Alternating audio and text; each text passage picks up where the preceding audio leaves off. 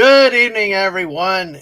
Dadman Walking 55 here from the east coast of the U.S. at 5:04 p.m. Yeah, we're 4 minutes late, but hey, I forgot to hit the live button. We were starting to talk and have good conversation in the back room. So hey, wait till y'all hear the guests tonight. This is going to be awesome, a fun time. Hey, you like collections? We got the guy for collections here tonight. Welcome to another one with our of our chilling with series, where I take a guest, invite them on, and we kind of chill out, have a good conversation, talk about things of interest to both of us. You get to know somebody a little bit better, and just like I said, the whole purpose: sit back with friends and chill out. Well, this guy has got a lot of stuff tonight, folks. A lot of stuff. He said he had stuff to show off, but I was not prepared for the number of pictures and things that I got. And the variety of stuff, hey. But you know what? He's one of the movers and shakers around a lot of these YouTube channels. And it's getting I had the pleasure to get to talk to him more recently in the last few months.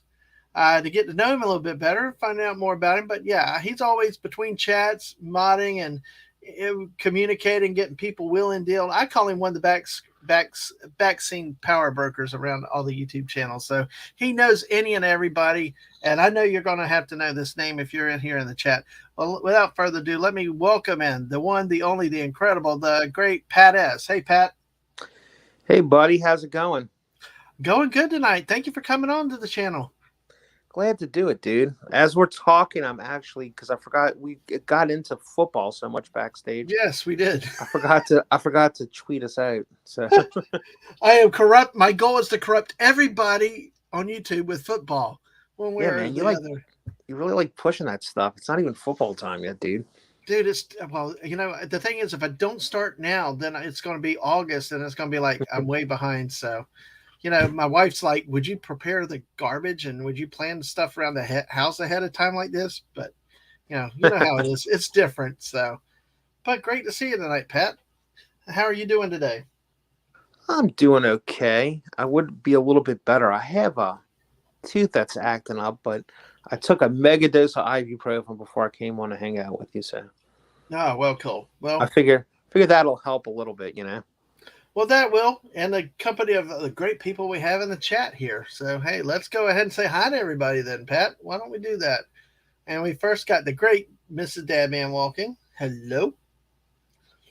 And we got the bear of all bears. Hello, humans and other critters, the great Snortopoopas Cuber. Hello, Snortopoopas. Pat, we do, and Pat S is here in the chat and on the panel. But, Pat, we actually adopted a polar bear recently. Oh, did you? Where do you keep him at? That's pretty big. He's in the room behind me, keeping an eye on my shoulder. It's cousin Snickerdoodle P-Burr, Snort's cousin over there. So yes, he actually rode with us up to Georgia and stuff. So hey, oh my gosh, Snortopoopas! I'd show you my seal collection, but I ate it. Absolutely. That is so funny. And then, hey, yes, there we go. And this has got the name. So, hey. All righty. So, Pat, what are you doing in general these days? What kind of things keep you active and busy and around? Because I know I see you bouncing to so many different places, but outside of YouTube, what kind of things keep you going? Well, I'm trying more and more every day to be less crippled. That's like a big goal. So, honestly, I spend a lot of time going to doctors, going to physical therapy. It's getting better every day. It's going to be a long-term thing. The doctors are trying to avoid me doing surgery. So one of them told me the other day, the orthopedic surgeon, ironically enough, who doesn't want to cut on me yet because he says, you're too young for a joint replacement and da-da-da-da. So he was like, I want you to consider physical therapy kind of like something that's going to be integral in your life for the foreseeable future. So fortunately, I have a good place that I like that's relatively close to home. I get there in about 10 minutes, and I like the people there and the doctor that's in charge of me. As you might know, with a physical therapist. Hey, Zach. Hey, Zach. It's good to see you tonight. Hey, Zach, I sent you a really nice DM earlier. You'll have to read it when you get a chance. But as you may or may not know, physical therapists are PhDs. So we don't really call them doctors, but the lady that's kind of like in charge of my file and my head Mm-hmm. person that evaluates me like every 3 weeks and all is just a really cool lady and very helpful, very proactive, very generous with her time and everything. So that kind of takes up a lot of my time. And when I'm not doing that, I'm continuing to raise 4 young men who I kind of adopted after their mother left, and my brother called me up and said, "Dude, can you come like move into the house for like a year and help me get the kids settled and everything, going through the divorce and all?" And I said yes, Oh man. and yeah, and here we are, 12 years later. I'm still, I'm still, Still there helping raise the kids. Have yeah, some of them yeah. I become mean, adults yet? two I of them, mean, yeah, two of them are oh, cool. absolutely adults. Yeah, one of them went to boot camp at Paris Island like 2 days before the shutdown for COVID, dude. So that Mm-hmm. was nuts. So yeah, Oh wow. he's older. He was going in for the reserves. Thank goodness he's not active duty. I kind of begged him at the time. I'm like, dude, please don't go active duty in the Marine Corps right now. There's just not enough. We didn't know what was, you don't know what's going on and Yeah, everything and all, and who the absolutely. next president's going to be. Little did we know, but anyway, Yes. this is not a political show. We're not going to get into that. So No, but yeah, it's always concerns. You always they're have those concerns with yeah, your family members and stuff. You yeah, always have to consider all the environments. I mean, it's just natural, yeah, and regardless. especially for any young person who goes into service, I think you really have to take that into consideration. And you're Mm-hmm. by no means safe in the reserves. Don't get me wrong. No. I mean, I had friends all through the Afghan and Oh Iraqi yeah, conflict yeah, that were yeah, reservists and National Guard, Air National Guard guys who like honestly cleaning windshields, yeah. doing their 2 weeks a year and everything. And the next thing you know, they're sitting in Afghanistan guarding cities, prepping planes over there and stuff and everything. And also, Yep. yeah, you Yep. when you're My a wife heard it from a few of our coworkers at the time back then, many years ago. It's like, oh, I went into for education. But anyway, but that's another deep story to go into. yeah, I Uh, think as long as you're going uh, with your eyes open. yeah. But he was young, dude. He was like that when he went in. He started Uh-huh. doing all the prep. You know how like you could talk to when he was 17 years old. And I don't think he was 18 for more than about a month and a half when he went in. So Wow. definitely not the youngest. He could have went No. in when he was younger than that. Um, but he graduated No. high school when he was still 17, and his father and I convinced him, like, look, there's enough going on right now. Why don't you do this? See if you like school. So he kind of piddled around for a while, but really what he was doing that whole time was he was training and getting himself ready where he could do, like 20 pull-ups and all that stuff and everything so he could get in and Absolutely. So the pass the training to get thing. in, yeah, you got to make this. I had one buddy in high school that the recruiters kept calling him all the time. Me, they didn't even bother me. They just wrote me off quickly. So, like, okay, fine. I didn't care. But hey, but yeah, hey everybody. Hey, we're both on the Twitch and the YouTube side. So make sure you hit that like button here. Sub if you haven't already. We are at 317 subs. We got a few more over the weekend. And we're trying to see if we get 325, and it's just the trains are rolling. It's so great. And follow on Twitch. Follow us over there. We're getting closer to 100 on the Twitch side too. So, but hey, Wow. exactly. So, hey, the only thing is when I do gaming from my PS4, I can only do one or the other. I can't do both. So, but Gotcha. Yeah. we'll see what happens. And then Twitch keeps changing the rules, so I'm just kind of seeing what things are going to happen now for now. But hey, I hear you. we go with that. We roll the flow around here. Absolutely. But thank you, everybody. By the way, when's the last time you and Mark D with a C played a game together? We played Friday night. Yes. Oh, he came in at the end of mine Friday night, and then I jumped in with him late Friday night because he started hosting. Because the missus and I got hungry during a birthday celebration for one of my mods that we had to go to the Waffle House. So we went to Waffle House, came back, and we played with Mark on Friday night. So. Okay, cool. I thought he was playing with Punk Waddle Friday. That's even better. Yeah, That's Punk Waddle was. Let me say hello to Admiral Teague. Hey, Admiral Teague, good to see you here. Hey, yeah, actually, Punk Waddle and Lisa were playing with him, and we came back and I came back and joined them to close out his show. If you don't know Mark D with the C who you're mentioning, does Friday night fortnight late night fortnights on Friday nights with me usually, and we do that. And then sometimes I take it over, and sometimes I do it before, and then we run into his show. So yeah, absolutely Yeah, good thing. man. If y'all ever get to check us out late night, you got nothing to do or you're awake, yeah, we'll play. Yeah, I Friday nights are packed, but Mark does it late enough where honestly, Yeah. anything you might be participating or watching should be over by the time he's rolling. Well, you know what I did one night last week? Well, no, it was the week before, but because I have a 4 day work weeks, I I I, I was like, I kept streaming to 4:30 a.m. Got up Good at six Lord. thirty to go to work. Yeah. Well, So hey, you found the right time that you're not up against competition with a bunch of people. That's for well, sure. and you know what's interesting is you get people from across the pond. Australia, other countries, and but there are also Americans that stay up late night too, that are night owls, night work, and stuff like that. Yeah. Let me say howdy to Castle. Castle says howdy. So, and Hey, Snort Poopa said Punkwaddle's a fine young penguin. You haven't chased him though, have you, Snort? he's got his eye on him there.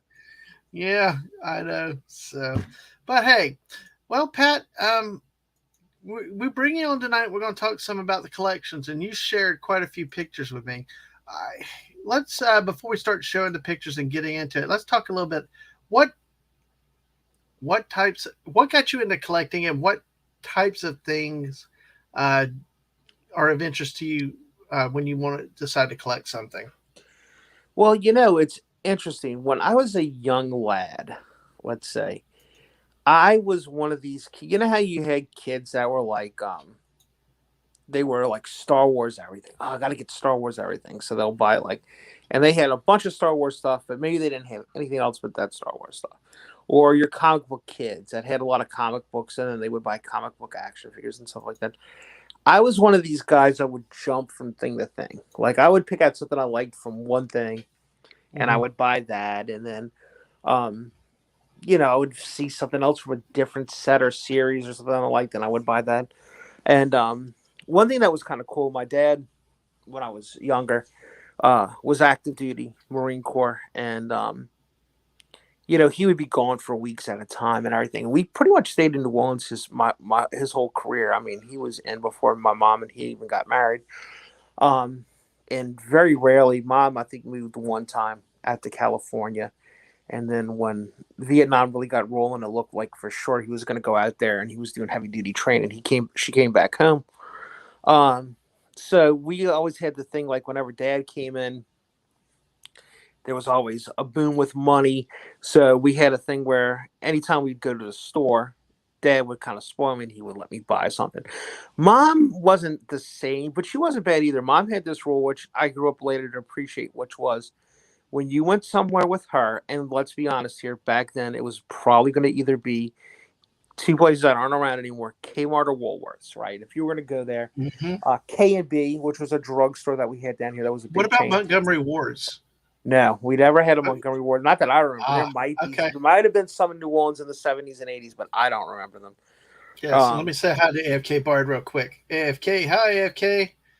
And here's the question. Snorter Poop has addressed it that he and Punk Waddle signed a treaty. So no penguins in the Bears diet. that's very Okay. fair. But yeah, I mean, it was like Toys R Us, like you said, Toys R Us, KB Toys. Yeah.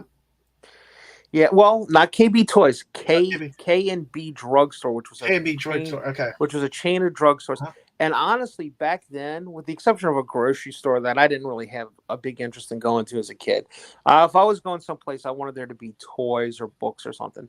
But Mom had a steadfast rule: you got something every Saturday because we would get up early and we would go, Grandma, me and her. Now, Grandma, you could kind of sneak an extra thing or two out of her too. Even though she was on a fixed income, she really liked her Mm-hmm. grandsons. So Yeah. we would go to Kmart for breakfast. I don't know if people remember that. Kmart used to have restaurants in the back of them back in the Yes. day. Yeah. Yes. I'd love to go there with my parents or my grandparents. Yes. And it was a really smart thing. And they would open the restaurant like an hour before they opened the store, right? Which was really, really smart. And you could just walk out of the restaurant, grab your basket, and go. And frankly, if you were eating in the restaurant, you could actually kind of go into the store even a couple minutes early because our Kmart's restaurant had Yeah. like an outside door. Mm-hmm. So we would go there, and Mom's rule was you could have a toy and a book. And then sometimes if you try to get sneaky, like I would try to buy, I don't know if you remember these or not. Dad, man. I was talking to Clobby and Mark about these the other day, maybe even J Man. Do you remember those, like, at the time in the late 70s and early 80s, they were 99 cents a piece. But do you remember the old reprint mass market paperbacks of the comics from the funny pages? It would be like the circle cartoons, like from Family Circus or Heathcliff, or do you remember those? I don't think so. I'd have to see it to Okay. tell. But So yeah. they were reprints of daily newspaper. And then they got real fancy, like I know, I'm sure you remember these. You remember the Garfield books, like the red Hmm. books, and Garfield Right. at Large, Garfield Makes It Big, those books. So when those Yeah. books came out, they got a little bit more expensive, but these were just really thin, kind of tradey paperback kind of books and everything. So if I bought one of those, Mom would be like, "Okay, you can get one of those, but you got to get something that has more words in it too," because she was encouraging reading. And so I would have little collections of things, like I love GI Joe. Hmm. So when I was real little, I got some big GI Joes, and then as I got older, like in the 81, 82, when the littler GI Joes came out, that was really big. And then when I started really kind of getting into collecting and going, like, this looks like stuff that I might want to keep one day, and all that was, I was very lucky. I had a cousin, well, still do. Uh, my cousin Johnny is about 6 years older than me. So when he got, I guess when I was about 7 or 8, he was like, he came to my house one time and he's like, "Well, I'm 12 years old now. I'm going to be a teenager this year. And I'm, here in New Orleans, most people go to high schools in 8th grade because they're private high schools, Catholic high schools. That's where most of us went to." He's like, "I'm going to high school after this." So that summer before he's high school, he Hmm. gave me a bunch of his stuff. So he had stuff I didn't even really remember as a kid. He gave me like a bunch of Evil Knievel stuff. He gave me a couple of Micronauts. The This is something you'd appreciate. Remember the metal football stadium game with the kicker with the little, and it would vibrate, and that's how you play. Yes. Okay, yes, Yes. he gave me I one of had one, those. dude. I had one that was about almost the size of a single bed. That's how big Yes, they used to be. yeah, And they were. you had Yeah, the they did get plastic kicker. You could put the little plastic goalposts in on the thing while it's buzzing. And you have the kicker kick it. It was right. just, yes, exactly. I But know what you're talking about. the two things he gave me the most were, he gave me some GI Joe stuff, and he gave me some cool stuff, like um during the heat of Vietnam and right after Vietnam, GI Joe kind of decided to get away from like militaristic stuff, so they had like a lot of like action stuff and adventure stuff. So it Hmm. would be like, GI Joe in a Jeep, GI Joe diving suit, and stuff like that. So he gave me a few of those, and then he gave me, which I thought was cool, and at the time I didn't realize this, but I do now that I'm older. He gave me pretty much a complete collection of anything that was made of $6 Million Man Oh, stuff. wow. So I Yeah. had two Steve Austins, I had the table, I had the Bigfoot, which was a mechanical Bigfoot. I had oh gosh, what was the guy's name that was with him on the show? Oscar, I think was his name, Oscar something. So I had him. He had like a business suit and a briefcase, Oh, yeah, that guy. and those things were just awesome. Like, you could remove his bionics out of his arm and his leg and everything. You could look through the back of Oh, his wow. head, and it was his bionic eye. So I played with those a little bit, but I was just like, this is Yeah. like really cool. This is nice. He kept my cousin Hmm. Kev. He was like, he had a sister who was a couple years older than him. She's a lovely girl, but super fancy.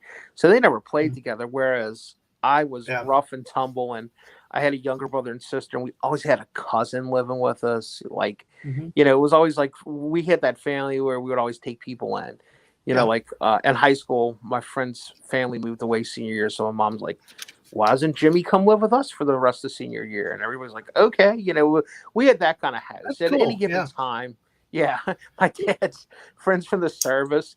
You'd come in and there'd be some guy sleeping on the couch, or we always had a garage that was converted, where we kept our video games, ironically enough, and Yeah. there'd be somebody staying there. But what was interesting was it exposed me to a lot of stuff and a lot of new stuff and a lot of different toys and everything, but it made me really rough on my toys. Yeah. So a Well, lot of the stuff that I have in my collection now, I'd say 90% of it's well, been bought well, aftermarket. It was not well, stuff see, I grew up with.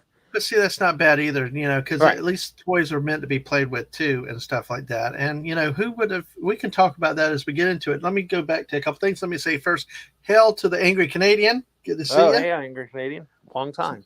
Exactly. And Monkey, Snorri Poops, hadn't seen Monkey Ward's. That, go back to your story about what, like your mom did with me. My mom, we had a Montgomery Ward's nearby, and that's usually where we went. And I always went to the Star Wars aisle, always looking to find a new character or something to get each trip. So, like you said, you had your stores or came. Yeah, mine was Montgomery Ward's growing up. And the Snore Poopa said, used to work as cash for college job, was a maintenance person, clean up and ladies' accessories in my personal restaurant. Let's hit on that for a moment, if you don't mind. You mentioned Kmart with the restaurant and all these. I remember Woolworths with the restaurant. I remember down south, good old Pick and Save. Did y'all have Pick and Saves over there? We did have pick and taste. I don't remember going to them. I don't remember Yeah, there being a restaurant in Woolworths. I remember there being what yeah, they call the lunch counter. They yeah. used to They be had the called the lunch soda counter, counter. And I right? remember yeah. But the fact that these stores used to sell food, Pick and Save used to have a flipping buffet, and like with me and my parents, Friday night was Pick and Save buffet. Yeah, it was frozen shrimp. I didn't care. We didn't care. It was cheap food, and we ate. It was really really good. But you remember, it just was something that you mentioned that how these stores used to be multi-dimensional. It wasn't just like walk in, get your stuff, and leave. It was actually you could get a meal and things like that in a lot of these stores, Yeah. which I Dude, I thought tell was you cool. what, you would have loved growing up in my neighborhood because we had a guy whose mom, he was like that oops child, that came along. He had like five, don't forget, New Orleans, very Catholic town, right? Yes. Five older brothers and sisters who were like I think the youngest one closest to him was like 10 years older than him. Mm-hmm. So his mom worked at Sears, dude. Yep. And Oakwood Mall, which is now Oakwood Center and does not have a Sears in it anymore, which I guess most places don't. But No, she they're used to all. work in a Sears, man, and that kid had everything from Sears, which was good and bad. Like, because I Mm-hmm. remember like girls would make fun of him because he used to wear the dragon shirts. I don't know if you remember that. Like, we all had like little preppy alligator and polo Oh shirts on, yeah, yeah. and this kid was wearing a dragon shirt, and he got made fun of, which is actually kind of funny because where I grew up, I'm in like the second oldest neighborhood in New Orleans. Mm-hmm. So everybody was Catholic, but everybody was not white. So there was a real mix of us that were kind of, and it was so funny, you would see like these girls and all making fun of him and everything, like, oh, nice shirt. Your mom works at Sears. And he would be like, yeah. But the funny thing was, we were all, I mean, even with my dad being in the service and everything and all, he was an enlisted. Well, I guess he was technically a non-com by then. But, we were all like lower middle class. None of us were Mm-hmm. rich. Like Yeah. we might have had polo shirts, but we got them from like Marshalls and TJ Maxx and stuff. It wasn't like we were going to, the polo store or Yeah. Saks Fifth Avenue to buy our clothes. And I just remember them making fun of him. But that kid had more than most of us did. Because when I tell you, he had every single thing that you could get from Star Wars Sears. Yep. They That had a lot. and if you remember right, Sears had some exclusives back then. Even Yes. when we didn't really think of exclusives, he had that little troop transporter thing Mm-hmm. with and I mean, and I remember being like, "Wow, Star Wars stuff is really cool." Not as cool as Yep. GI Joe, Yep. but it preceded and predated GI Joe. So, Mm-hmm. um, Yeah. but I remember really liking that. And I did have a lot of that stuff, especially um from second movie, Empire Strikes Back. Yeah. So I Empire. was a Yep. little bit older by then and could really enjoy that stuff. Now, there Yeah. again, my cousin Johnny did though. He was one of those kids that had like the obligatory. He had an X-wing, a Mm-hmm. white TIE fighter, a land speeder. He had Yep. Luke, Darth Vader, Han Solo, Princess Leia, Yep. all the droids. a hammerhead, a Greedo. He had some of I yeah, will, yeah, I will say that my mom. I had to look back at my mom. My mom got me all those things. She really took care of me. And what was interesting, like you said, how you played rough with them and you were hard on them, and so what you've had to do is amass the collections after. My mom let me play with them, and I was always not too rough with them. But it was like when she hit a point when she knew I was out of playing with them, she boxed them and secured them so they didn't get lost and things didn't happen to them. And I look back and I appreciate that she did that the way she did, because the stuff that I have is stuff that I got. I mean, very little of it, what I have, is bought aftermarket after the fact, you know.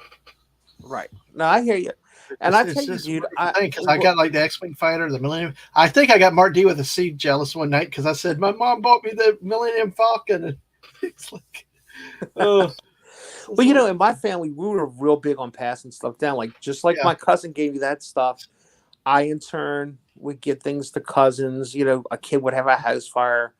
It'd hmm, be like, well, I don't keep that anymore. But some of the stuff I still have from back then is I do yeah, still have a pretty good in shape Bionic Man with his jumpsuit on and everything. I have him put up in a box. I don't think I've touched him in years.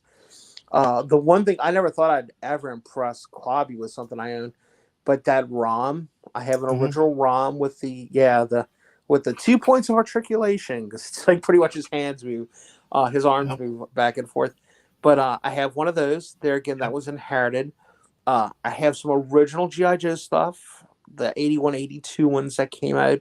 Have the mechanical tank. I kept those because that was just some stuff like I'm never gonna mhm, give this up. Like I remember getting it, and boy, I had to give my mom credit. Like the Christmas that stuff came out, it was so hard to get some of it that she bought me like two tanks and mhm, two of the Jeeps and two, you know what I mean, to kind of make it mhm, like, oh, we're really gonna make it yeah, like a lot because it wasn't a lot of stuff. yeah, And I collected well into I was one of those geeks. I collected well into my teenage years. I never stopped buying toys or action figures. I didn't hide it either because I played right. football and I was like, "Hey, you want to tell me something because I'm buying an action figure? Feel free." But I See have you to on the tell you, football field. yeah, a vast majority of guys that I grew up with did the same thing. Some people kind of hit it more. Some people were more embarrassed about it. But Well, I mean, but see, Pat, we have this running debate. We have this discussion. It's like because I my love for football. My love for sports, and everybody keeps saying, "Well, it's not geeky, it's not nerdy." So few people over certain groups actually talk about it, but I'm like, dang it, you can the two worlds can combine. Like you said, don't tell me I'm a football player and I can't go collect little action figures. Damn it, I can do it. And I was like, and now as an adult, I'm like, hey, I can be a nerd or geek with sports as well as anybody else. All you got to do is like our friend Mark with his spreadsheets. You yeah, start you start following sports. You break it down statistically. You trends and everything, superstitions. Oh my gosh, you can right, talk about nerdy, geeky, or whatever you want to. You can definitely do yeah. do stuff like that. Yeah, absolutely. And too, I grew up, like I said, I grew up kind of in I wouldn't say it was a bad neighborhood, but it was a tough neighborhood. Hmm. Like I remember one time as a kid, like a guy driving down the street, and he was trying to get one of us to get in his car. Oh And man. yeah, I Yeah. remember like we ran up to somebody's door, and we were like, it was Mr. Herbie. Mr. Herbie was like this single guy, never got married, but he'd been in the Navy like during World War II and stuff in Korea and everything and all. And Mr. Herbie ran out of his house and grabbed the guy and like just I mean beat him like you'd go to jail today, right? And I Right. mean just beat this guy and threw him in his car. And if you ever come to this neighborhood again, they'll find the car in the river and all this stuff. And we weren't shocked. We were just like, oh man, I'm glad Mr. Herbie was here, Yeah. growing up. So some of it too Exactly. was kind of like that's kind of how you captured your childhood too, because Hmm. even back in the 70s and 80s, New Orleans is a tough town, man. And always, actually, I say that it always has been, back in the Yeah. day. I mean, my grandfather, his dad died when he was like 6 or 7, and he Hmm. started delivering ice as like a 10-year-old dude. He'd get up in the morning and go deliver ice, and he'd talk about walking through the neighborhoods, and he had to go through the German neighborhood, and the Germans would beat him up because he was Irish. And Oh then when man. the Germans came into his neighborhood, because they had like I'm trying to remember what it was. The Germans had the bakeries, the Italians had like the grocery stores, and the Mm, Irish had the bar rooms and something else. So if you yeah. walked into their neighborhood, they would beat you up. And it goes Jeez. back even farther than that, right? So Oh you yeah. would kind of do anything to kind of grab onto your childhood and to hold on to. And I think that's kind of what a lot of that was, you know. Hmm. And I think too, especially in New Orleans, we were kind of like that first generation that really had access to some disposable income. You know, even though our parents were kind of middle class, lower middle class, things Yes. weren't as expensive. You got a couple bucks. You could always hustle up a gig. I don't know if you ever did that, like go cut grass or work at a Yeah, you could snowball do it. station or Yeah, something. Yeah, exactly. But I mean, you're hitting on a good point here too. And I know we're talking about collecting, and we still got a lot to get into. But yeah. I think you hit a really good point that we need to explore, if you don't mind, a little bit. Is about, it's like it seemed like it's that first generation that started having that disposable income.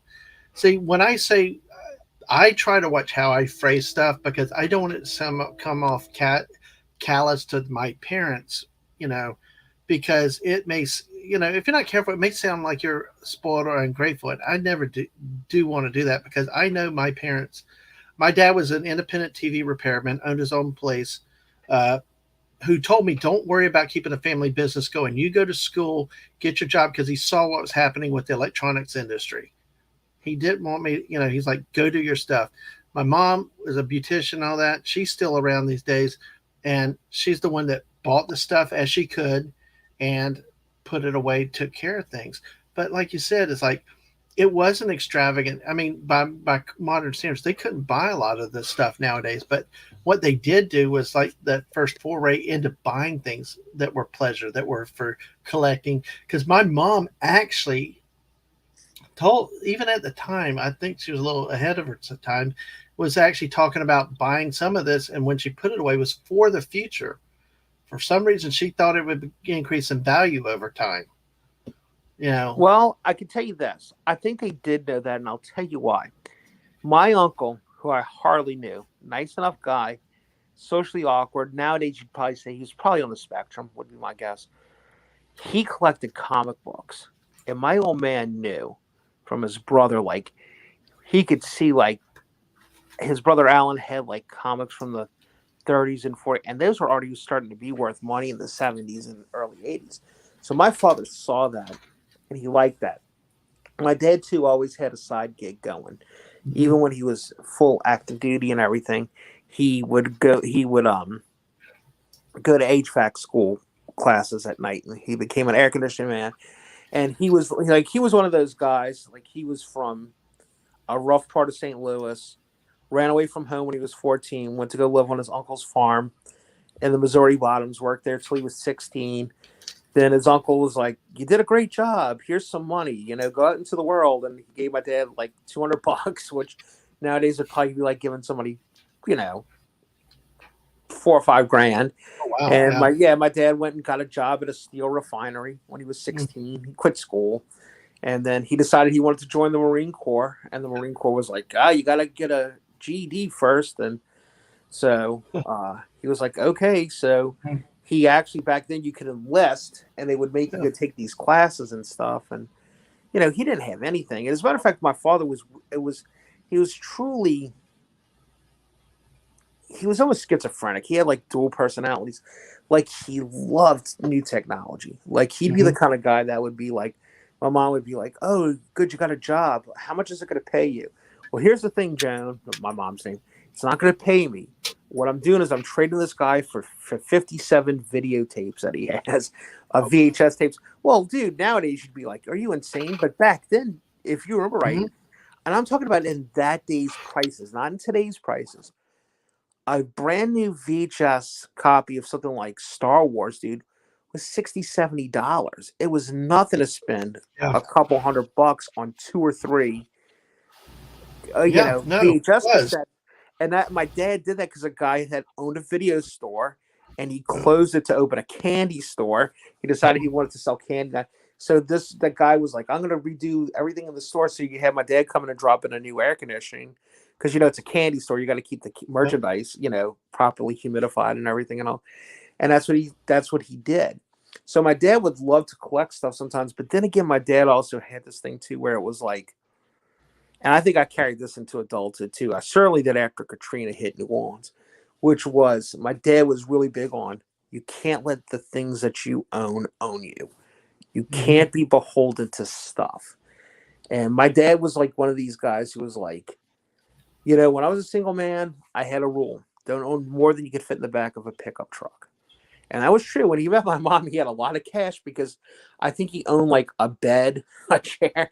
He lived in a what do you call where it's all one room, like your kitchen and also like an efficiency apartment, a studio. Probably efficiency, Yeah, yeah, that's something what like he was that. living in when he joined the Marine Corps and before he met my mom. And we were kind of laughing because he never owned anything. And that's kind of how I am too now, even with the collecting. Yeah, There's a lot of stuff that I'll collect and I'll keep it for a little while, and then I'll be like, it's time to let you go back out into the wild. yeah, I've enjoyed having you, and hmm, uh, yeah, if one of the nephews wants it, they get it. If one of my nieces wants it, I'll give it to them. Um, exactly. but And you can hand it down and stuff like that too, yeah, But like I did. Great like you said, example. yeah, I go didn't ahead. send you any of my pictures of my DS9 collections from Star Trek DS9. I fell in love with DS9 when it came out. I was really into it. And I Hmm. just got this thought, like, I'm going to buy every action figure from it. I remember that's when eBay was still reasonable and like new. And I remember like the last action figure I had to get was Miles O'Brien, the Chief, in dress uniform. I think he came with like a cello or something right there. Right? So he's got that dress looking thing on. And Chilla. after I got it, dude, it was the weirdest Yeah. thing. I was happy for about a day. I was all excited. I laid it all out, look at it, took pictures of it with a camera, not even a phone, and you know. And then Yep. about 2 or 3 weeks later, I was like, "What am I going to start collecting next?" I started looking at PlayStation One games, and I said, and I sold that whole collection that Yep. summer. I got it all together. I put it on eBay. I think I sold it for much more than what I paid for it, which was smart because now Hmm. that stuff's not worth a ton. Yeah. It's not Well, one of they those things if you keep it'll be get worth a out while lot. the getting's good. Dude, it never ceases to amaze me how much Star Trek stuff is not worth. Now, Hmm. some great examples. Let me say real quick, a Yes, hell to back to OC Dobbins. Welcome in, sir. yes, Good to welcome. see you, OC. And I've reached back to you on our future appointment. I also recruiting Pat to come on to football later down the road, but okay, Yes, sir. we're talking collections right now. Your knowledge astounds me, though, Pat. Your recollection of history and the experience, though, is amazing. Between the collecting, some of the football memories we shared backstage too, and things like that. It's Well, don't like, be too impressed. It's mostly locked into the latter halves of the 20th century. So from uh, like 1940 to the early 2000s, I'm great. after that, after that, it kind of leaves me in like new stuff. Somebody asked yeah, me the other day, it was like, "What's your favorite Taylor Swift song?" And I really had to think for a minute. And I wasn't being snarky or funny. It's like I don't think I know the name of any Taylor Swift song. I could tell you like I know a couple of lines from one or two, but I don't like modern music, and I yeah, certainly don't like Taylor Swift. No offense to you, yeah. Taylor I Swift like to fans. say who. I like to say who's Taylor Swift. Right. Yeah. But dude, if you held a gun to my head right now and asked me to come up with a number top 100, if they even have that anymore songs, I couldn't tell you. But if you asked me in 1988, look out. There you go. I know. Well, my wife still I irritate her because I recall stuff from the 1980s that are useless now, but I'll remember them. But forget to take out the garbage can. There we go. So, so You let's know what start. that Take. is? I saw that it's an Atari 5200, and That I'm is correct. only familiar with it because one of the games that I do stream that I play is an old Atari collection, and it has some games from the 5200. But this is bizarre because it's got a trackball on it. Tell us Yes. about this and how it's. How did you play with this? Well, the trackball, my friend, was for games like Centipede and Missile Command. That's what it was for. The 5200. Now, look, I'm not going to front. The NES, the original Nintendo Entertainment System, by far the premier earlier um, gaming systems for home use, no doubt. It had the Hmm. best ports of, you know, your games that you're playing, your 6-bit, 8-bit games, and all that you're playing at home. No doubt about it. But the 5200 had some real arcade quality looking games. They really did. And look, I had a 2600 when I was a kid. I was a little bitty guy. I think my family might have even owned it before I was alive. And we had little tapes for it. But this and the NES were really like when I first started gaming and stuff and all that. Found that really, really enjoyable. And of course, the NES, as we know, won out because Nintendo is without a doubt the biggest gaming company out there. I mean, bar none.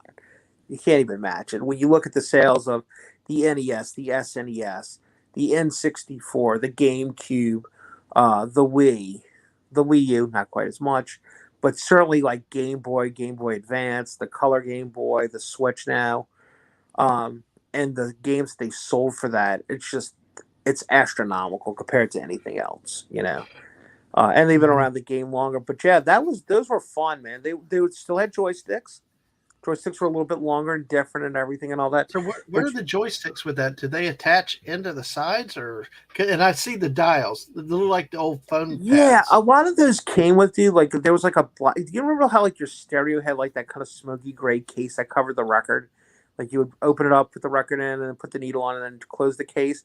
They Yeah, had yeah. like it was called it was called the home storage unit, and what you would do is it was like this frosty. You kind of see it in the back right there, thing, and you would keep it in there. But for those things, they mostly all I think they still like the 2600 all plugged in the back. If I'm not Okay. mistaken. Yeah. All right. And so with the cartridge did they use cartridges? I guess were they They go up did, yeah. They were top still here? cartridges. A little bit different than the 2600, obviously, but yeah, still cartridges. Oh man, Yeah, I see a pause button. yeah. You could actually pause the game.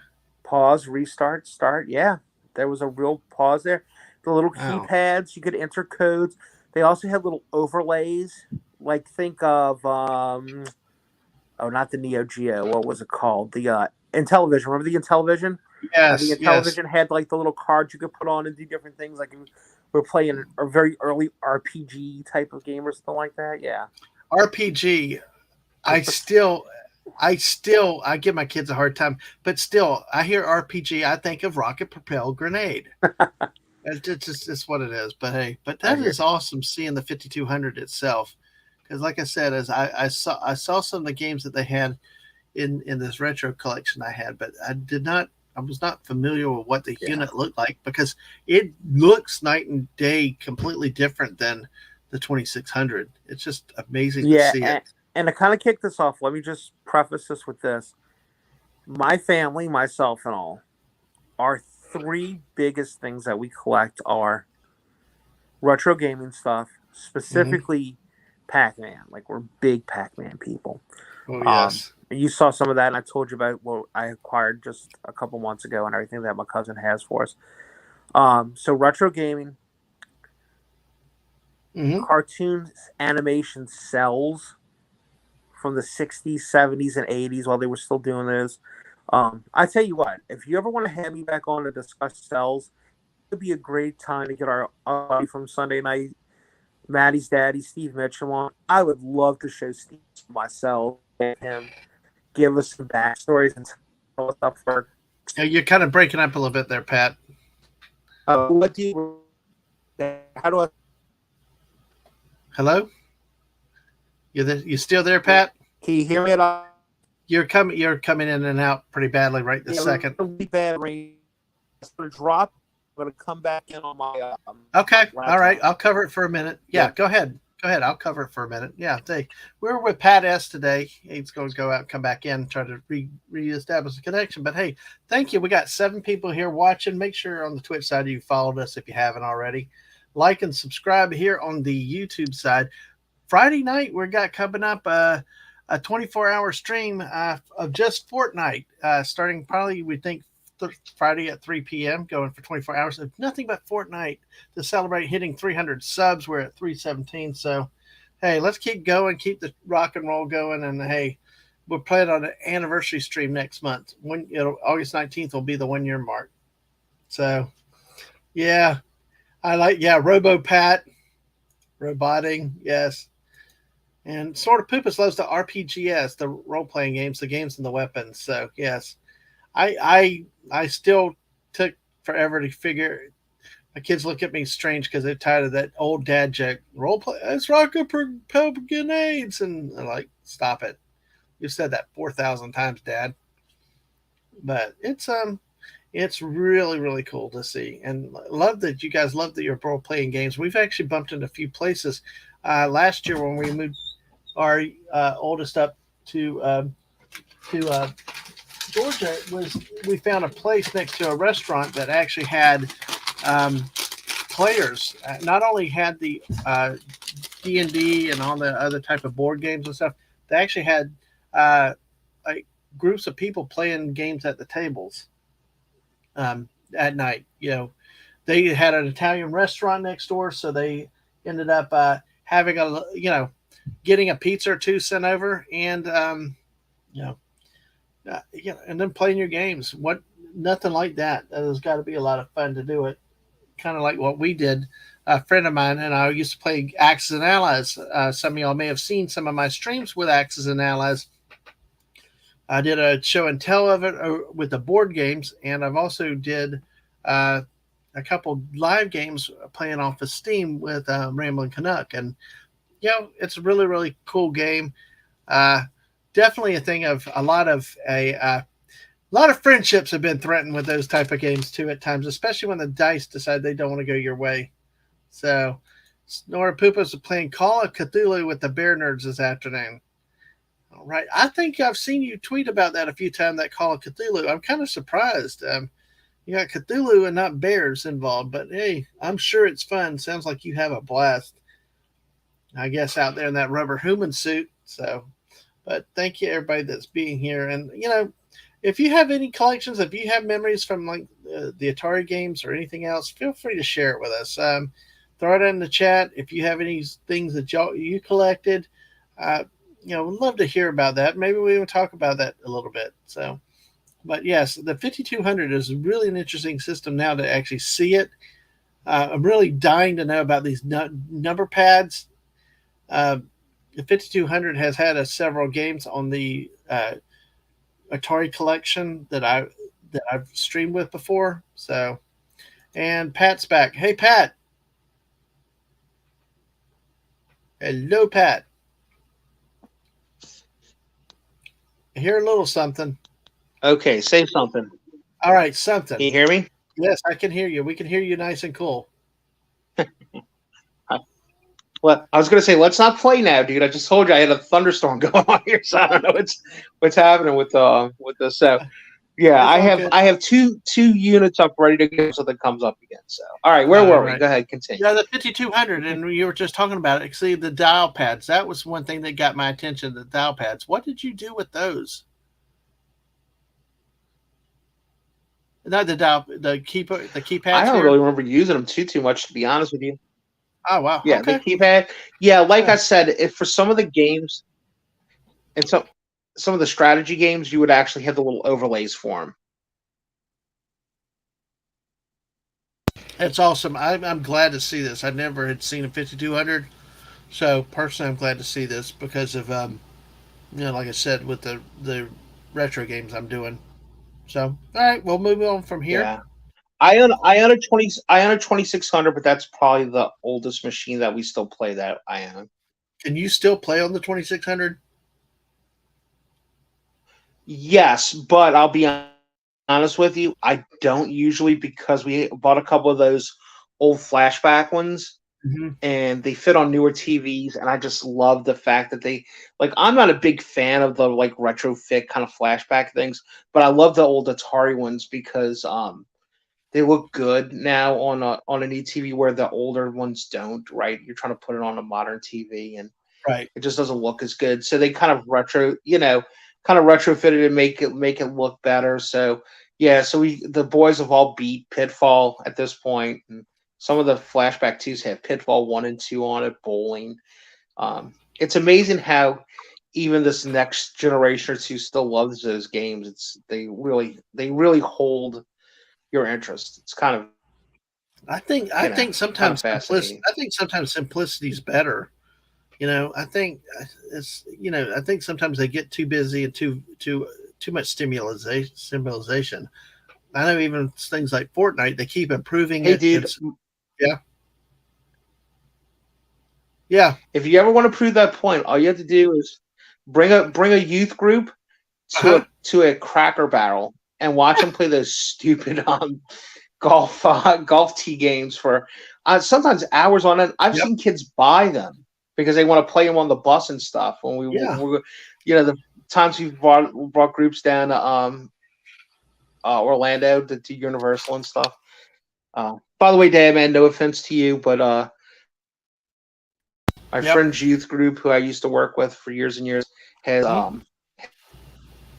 they are just doing Universal and a separate water park this year. They're not doing Disney.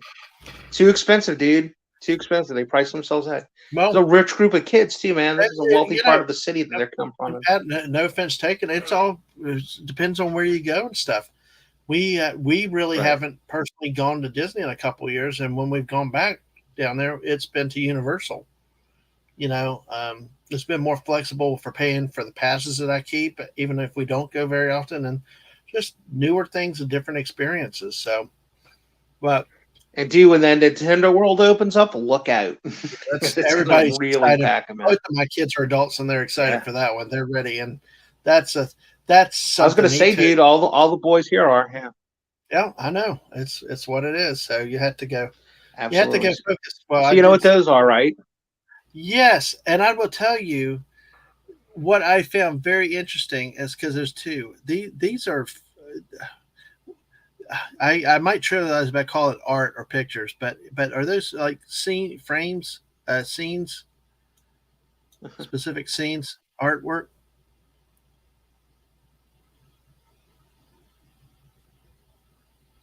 Yes, those are framed pieces of animation cells. That's correct. Okay, With okay. some of the I I, background behind I them. get there. I just don't know the Those are right signed by Hanna Barbera. cells. Yes, those see new what? Yes. Yeah, that's from a Christmas special. Mm-hmm. Yes, Mrs. Batman got it right away. Yeah, they Yeah. are animation cells. That one's signed by Hanna Barbera, so that's like the crown jewel of our Oh, collection. I The got bottom something one's to. from Yeah, go ahead. I'm sorry. I got something to say about the top one though in a no, second. no, you got it. This one was Bill Hanna Well, and real quick, the Barbera. bottom one's from American Carol. So yeah, Well, yes, that that was signed by them. what was interesting about that is there used to be a ride, and the missus will know that at Universal Studios. They when they originally opened, one of the first rides they had was it was Hanna Barbera. It eventually became Jimmy Neutron, and now it's a Minions and Gru animated simulator ride. But the original one was Hanna Barbera with uh, like Scooby, all these different. But what was neat with that in the pre-show, they used the real live Hanna and Barbera in it to introduce art and animation. They would show a little bit of how they were drawing a certain figure, and then Mrs. You may have to help me. Was it Dick Dastardly that came through with the laughing dog that ended up stealing somebody, one of the Jetson kids or something, and ended up the whole plot with the thing was trying to get in this thing and chase him and catch him. But I Yes, I believe the when I dog's saw name was Muttley, right? okay, I that might be it. But what really triggered my was the fact they're autographed, and I thought it brought back that memory how at Universal they actually incorporated the real people into the pre-show of that ride, which I thought was neat to see the real guys that actually did the art. Yeah, it's pretty amazing. It's nice stuff. It's nice Mm-hmm. stuff, and real pricey to get, as you can imagine, framed, just like anything is. We have Yep. a guy that we like a lot. He's been in the neighborhood for 40 years doing it. So Mm-hmm. he actually keeps all of our matting the same. That's actually he calls it the Smith matting there because it's like the one that we use. So he has about 18 pieces for us that's ready to go at any time. And of course, below that's Mickey's Christmas Carol. So many of you will recognize that. I'm trying to get it in a better position here. I can't really. There we go. But if you can see it there, there you go. But yeah, Miss Mickey's Christmas Carol. Absolutely. That is nice. That is precious to see those things, and yeah, definitely take care of those. So you know that is neat. And so, folks, we're just showing looking at Pat's collection and stuff that he's got. We're just for casual purposes and just having fun with it. Taking a look at it. So that's all we're doing here with this. We got the great Pat S with us tonight, and knowledge and wonder. So hey, I put this in some random order, Pat. So you get ready. We're going to keep you. Hey, there's our friend Mark D with a C out there, who we talked about earlier. Oh my gosh, you still with me, Pat? Oh no, I know. I think Pat's been having some connection issues over there. They're having some storms and stuff. So hey, listen, thank y'all. 7 y'all still hanging with us, and Mark's coming in. Yabba dabba doo. Zach saying hi to Mark. Hey, good to see you still here, Zach, and everybody that's still hanging out with us. So, spoon. Now, help me out, guys and Mrs. I know this is one for you. This is not the tick. The tick was the guy. This and Pat, help me out with this one. This is not the tick. Was his cohort. That's Uh, Arthur. Yes, that's Arthur, Arthur. the accountant, right? Yeah. Well, the missus had a friend back then when she first met me. Her friend kept calling me Arthur because of this particular character. It's like, Well, oh man, I don't know if you meant that as a compliment or not. Arthur's actually pretty brave when you consider he doesn't really have any superpowers. He's just the ticks, and he keeps the tick in check. So exactly. I know it's just hilarious. So hey, yeah. See, we accountants have a secret side to make things special. So, uh, the answer to that is top secret. So hey, and hey to Gap After Dark, welcome in. That's Hellgap. Absolutely, man. We've had some new people coming in recently. It's great what's happening with the channel. Thank you everybody for being here today. And we are going to keep going through Pat's collection. We just now are getting into the collection. We spent like 45 minutes just talking about just good, cool stuff. So now this, what do we got? I'll let you explain this one here, Pat. Yeah, I wonder if anybody knows who that is. If you would have seen something else before this, it's interesting you picked this one to show first. That is the ant from the Pink Panther cartoons. And this is one that was done. I'm trying to think of the name of the company that did it. It's not NECA. It's Palisades. That's it. Mm-hmm. Great action figures that they do. Not very playable. They're definitely things you want to display. Mm-hmm. The Palisade stuff, they do the I think I sent you some of those too. They Yep. do the really good Muppet action figures and stuff, and also a quality company, sir. Quality company. So that's the ant. Did I send you the aardvark too? You guys might remember Pink Panther was broken down, right? You had the Inspector cartoons, and sometimes he was going after the ant.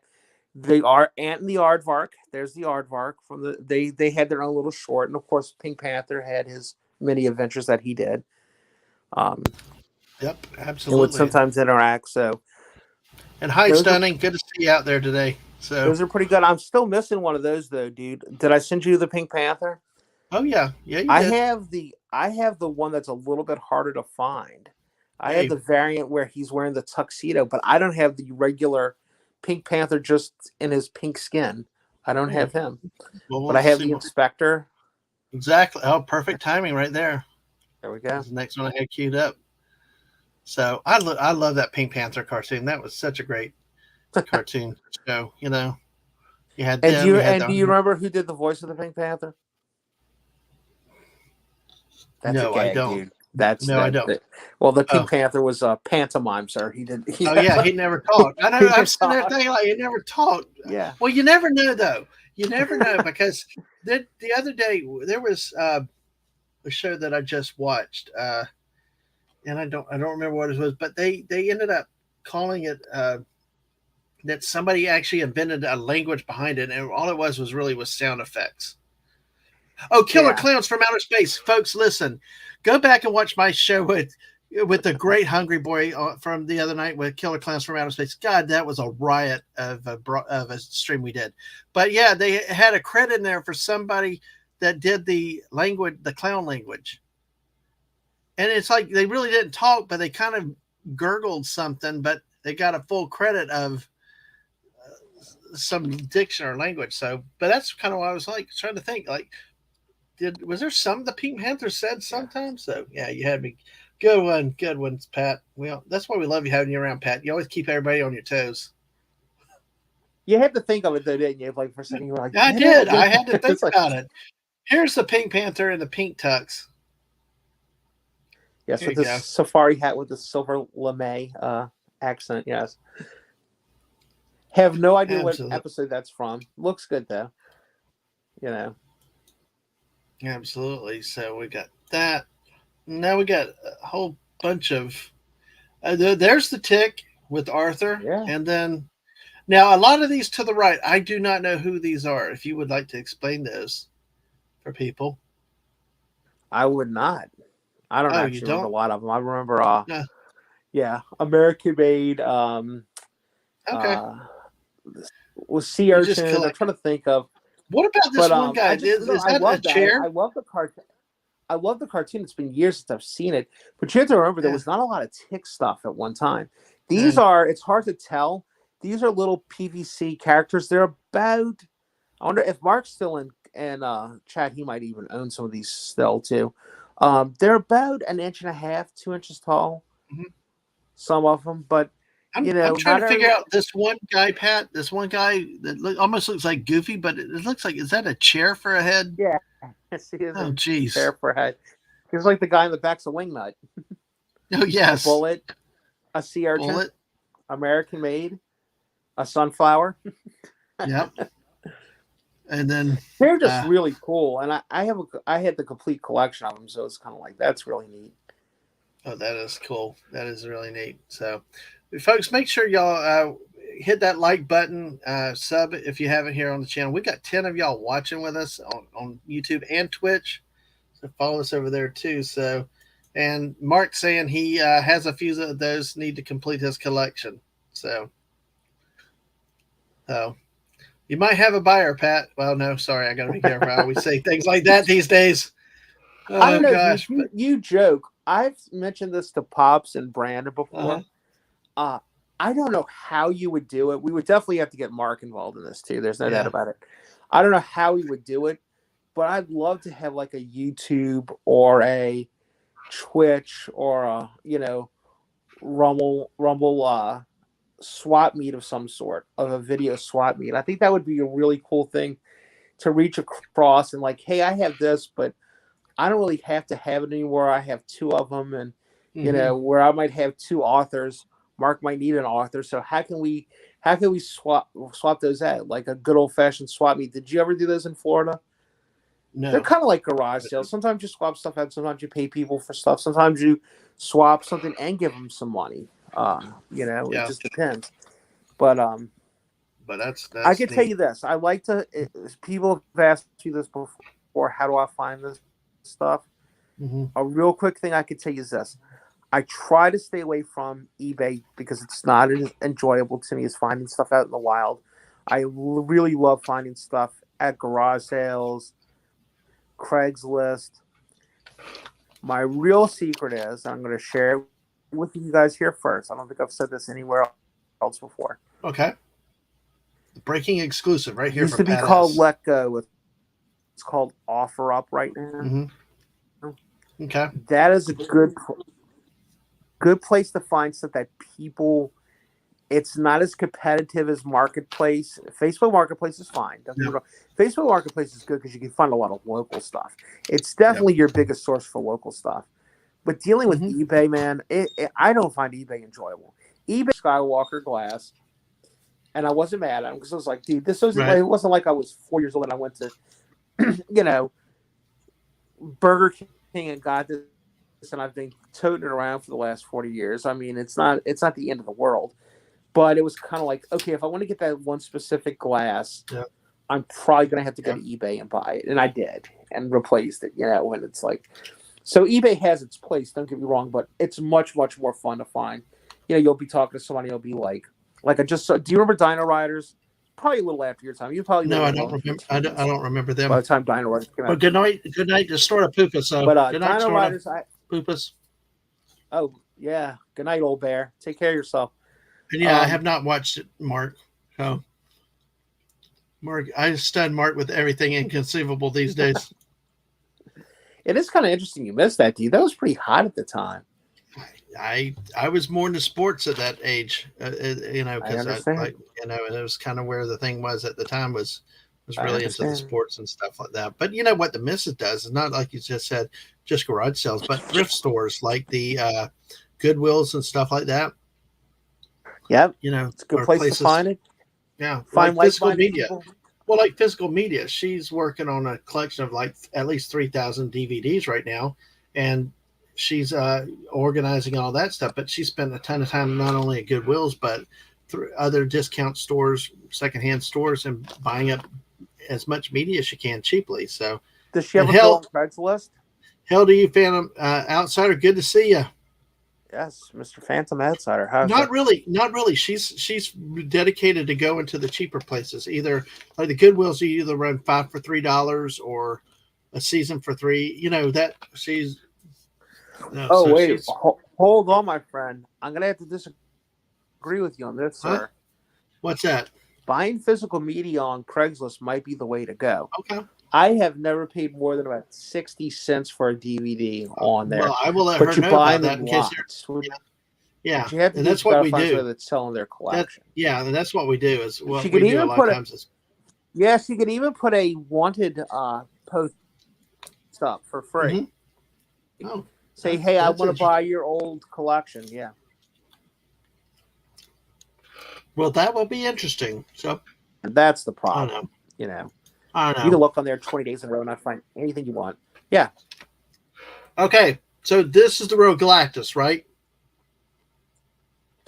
So yes, sir. That is a what do you call it? Like a collector part where you gotta it's a build a figure, right? So you Right. have to buy different things, and man, he's enormous. He's really big. I think Mark Wait, owns him help too. me with something though. I thought the I, first time I help me with something though, Pat. I thought the first time I saw Galactus was in a wonderful Fantastic Four movie. I thought he was a big cloud. Sorry. yeah. No, actually, what Uh, he is he's a Marvel comic creation, but his colors change from page to page. That's oh, sometimes he's really? purple and blue, sometimes he's green and yellow. Well, Just I thought he was a cloud though, just he's for a Mark's man of all benefit. seasons. He has a St. Patrick's Day outfit. His See, I told you, I got the response I wanted. Only the thing would have been if Clobby had been here first. So, Cloud. So, and yeah, yeah, Martin, there's first let's build a figure not of a cloud. not a cloud. Phantom and Man said a thing that, yeah. Mark for an extra 10 points. I think you're breaking a little again, Pat. Yeah, Pat. I think you're breaking in and out Legs, again. arms, head, and if I remember right, oh, you can't hear me at Yeah, all. Oh shoot! All right, hold on. it come in and out because you were starting to talk to Mark. I'm not going to leave. Okay. Well, just let me know. I'm going to answer Stunning's question real quick. Can you Dadman, will you still be trying hear? to new? You're roboting a little. But no, I will not be trying the new Blue Beetle Whopper. Also, I've also heard that that might be a myth. So, but either way, no, I don't eat anything with so much food coloring in it, red, blue, or whatever else. And I made the mistake of having a 1-year-old try a red birthday cake once. That was an ordeal with trying to clean up that bathtub after. But hey, but yeah, all right. Let's try bringing Pat in. Hey, Pat. The thunderstorm has passed. Maybe we'll be lucky enough now that this is Yay. working again. I hope so. Yes, sir. Yeah, it got nasty here for a while. I was going to ask Mark for extra credit if he knew who the creator of my action figure was. Let's see if he knows. The creator He's a comic of this book. He's a comic book character. He's a comic book guy. He knows characters. Yeah, the missus is right. Never to have a 1-year-old with red food coloring in a cake. Yeah, it did badly. Uh, and so Mark saying that was a great set of figures to build Galactus. Now I think Phantom said the thing that Galactus came in 7 parts. You were talking about head, arms, and stuff. Is that what you were talking about? Yeah, and I think his upper body and lower body were two separate pieces, if I remember right. Okay. And Yeah, Stunning's laugh at me. And so, Mark, did you the king? Do you know yeah, what that means? yeah. Stephen King invented him. Did Okay. you So know he that? got the 10-point bonus then. Right. Well, listen, the Phantom It was Outsider. either him or Jack Kirby, or no, I'm sorry, the King. Mark, I didn't know that. Mark means Stan Lee. Oh, okay, Stan Lee invented him. So there we go. Oh, And wow. for those of you that are not familiar with comics, most of the things in Marvel Comics and about half the things in DC Comics, Stan Lee invented. Plus Whiteout. I know you're thinking, wait, wasn't that Mike Nesmith for the Monkeys' mom? Nope. Stan Lee invented Whiteout. Broadcast television and cable television. See, I thought Mark was good. I thought Mark was about to give me the bullets right there for a second. Yes, thank you, Phantom Outsider. Upper body and head. That's right. I knew I was going to poke the bear with this, but I thought it would just be Mark. But I love that everybody kind of jumps in. Phantom Outsider, and I was gonna say Phantom Outsider knows this there too. was no Galactus. It was just gas that Galactus had passed after eating the scroll homeworld. I was surfer leading around to quote Galactus, pull my LOL. I need to say that to Clobby one time. I know that would that'd be a Yeah. fun debate. Do that towards the end of the night. There you go, Mark. You got a debate coming up tonight on your show. So hey, but just keep it a surprise. But hey, uh, and Phantom said Stan Lee invented inventing things. I know that is a hot topic in a lot of your guys' community because I mean I'm on the fringes of it and I'm learning more because as a not knowing much you just get what you're told, you're handed down. All those throwbacks in the Marvel movies and things like that. But now after hanging with you guys and Clobby and stuff, understanding that there's like a debate, and exactly who did what, and there were more people involved. It's interesting to see.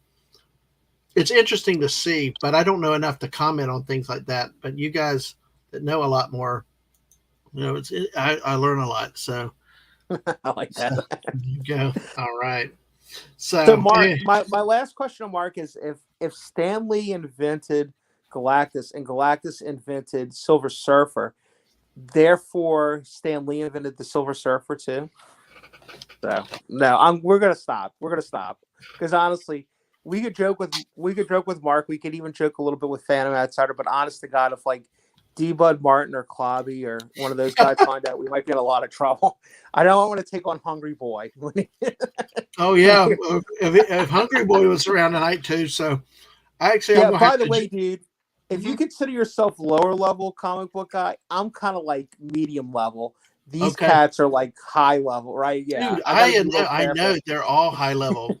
Yeah. I'm right there with you. It's like I like hanging around just to learn stuff and to listen. So because see one time like at Universal Studios, the Hulk ride that they had there, you see the Lee and the Spider-Man movie, but in the Hulk ride itself, they actually had like officers of this company, the Baxter Company or whatever, and I noticed they had two nameplates, and I don't remember the positions, but they're like CEO or high executive positions.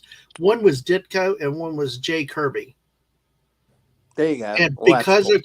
Because of Clobby, and people like him and Mark and like that, I know that name. I know that name, and it was kind of cool that I made a connection like that. So It is I amazing. The people that don't know Steve is amazing to me.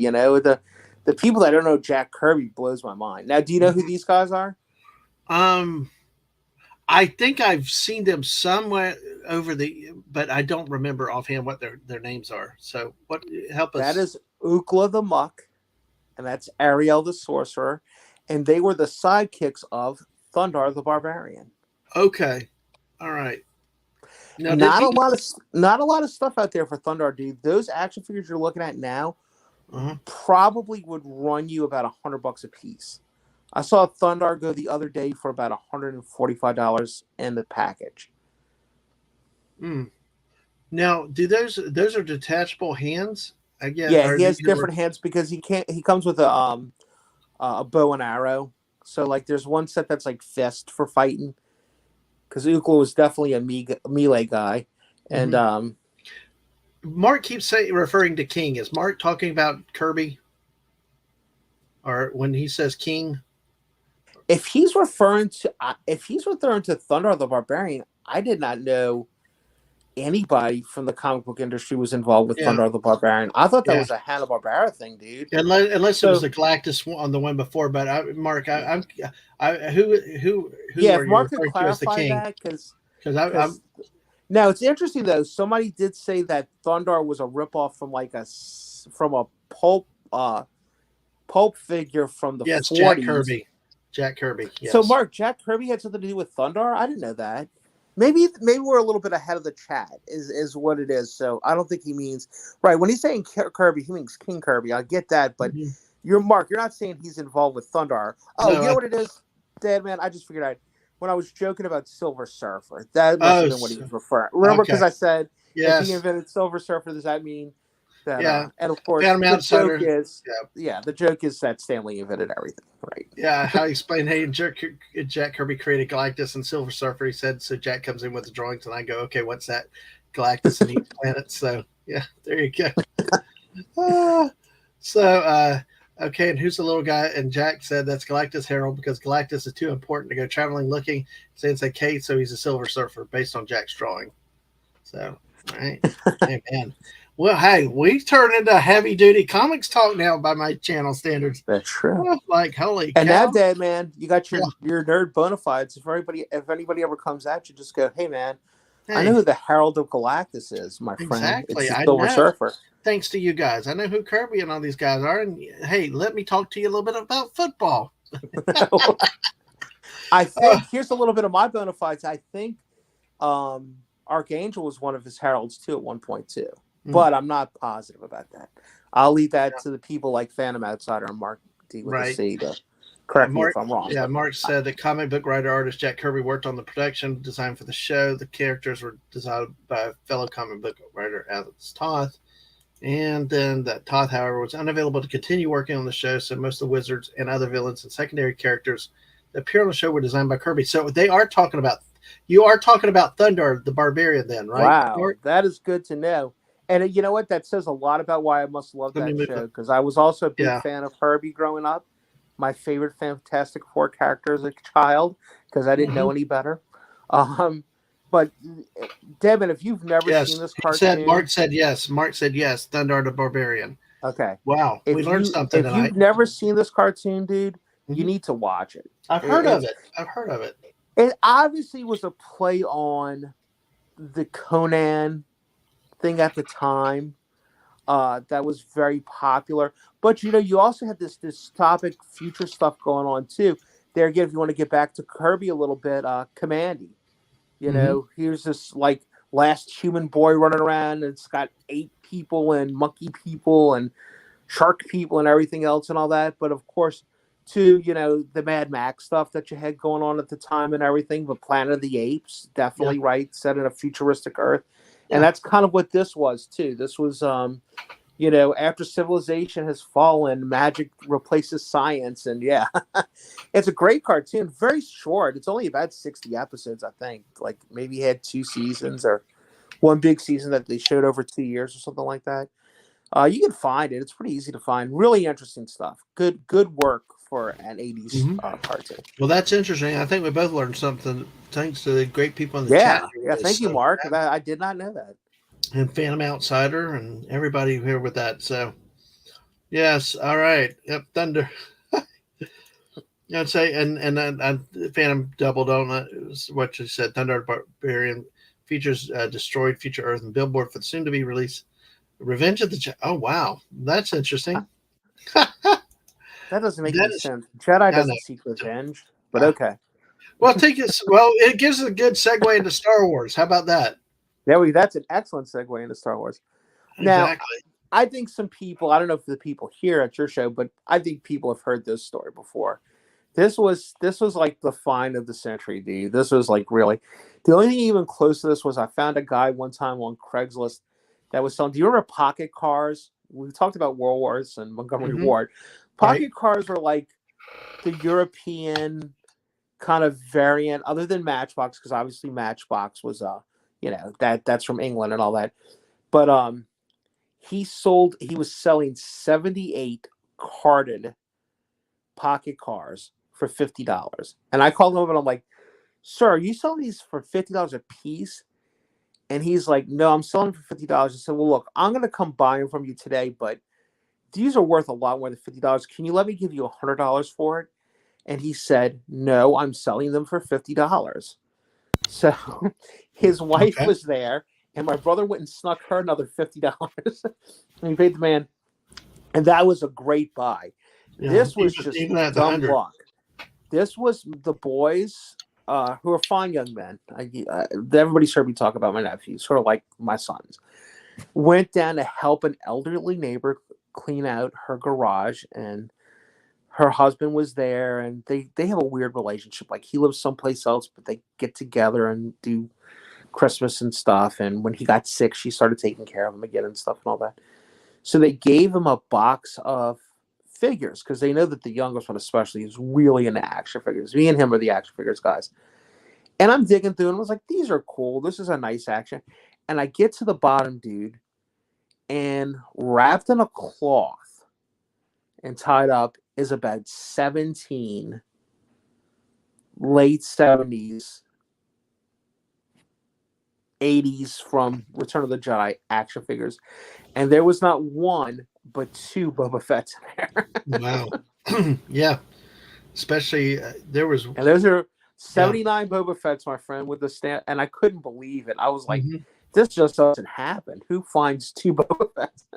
Because No. and they weren't together. He's like, I pulled one out and I was like, oh my God, it's a Boba Fett. He's like really good shape. You And I know, pulled out another Boba Fett and he was in less good shape.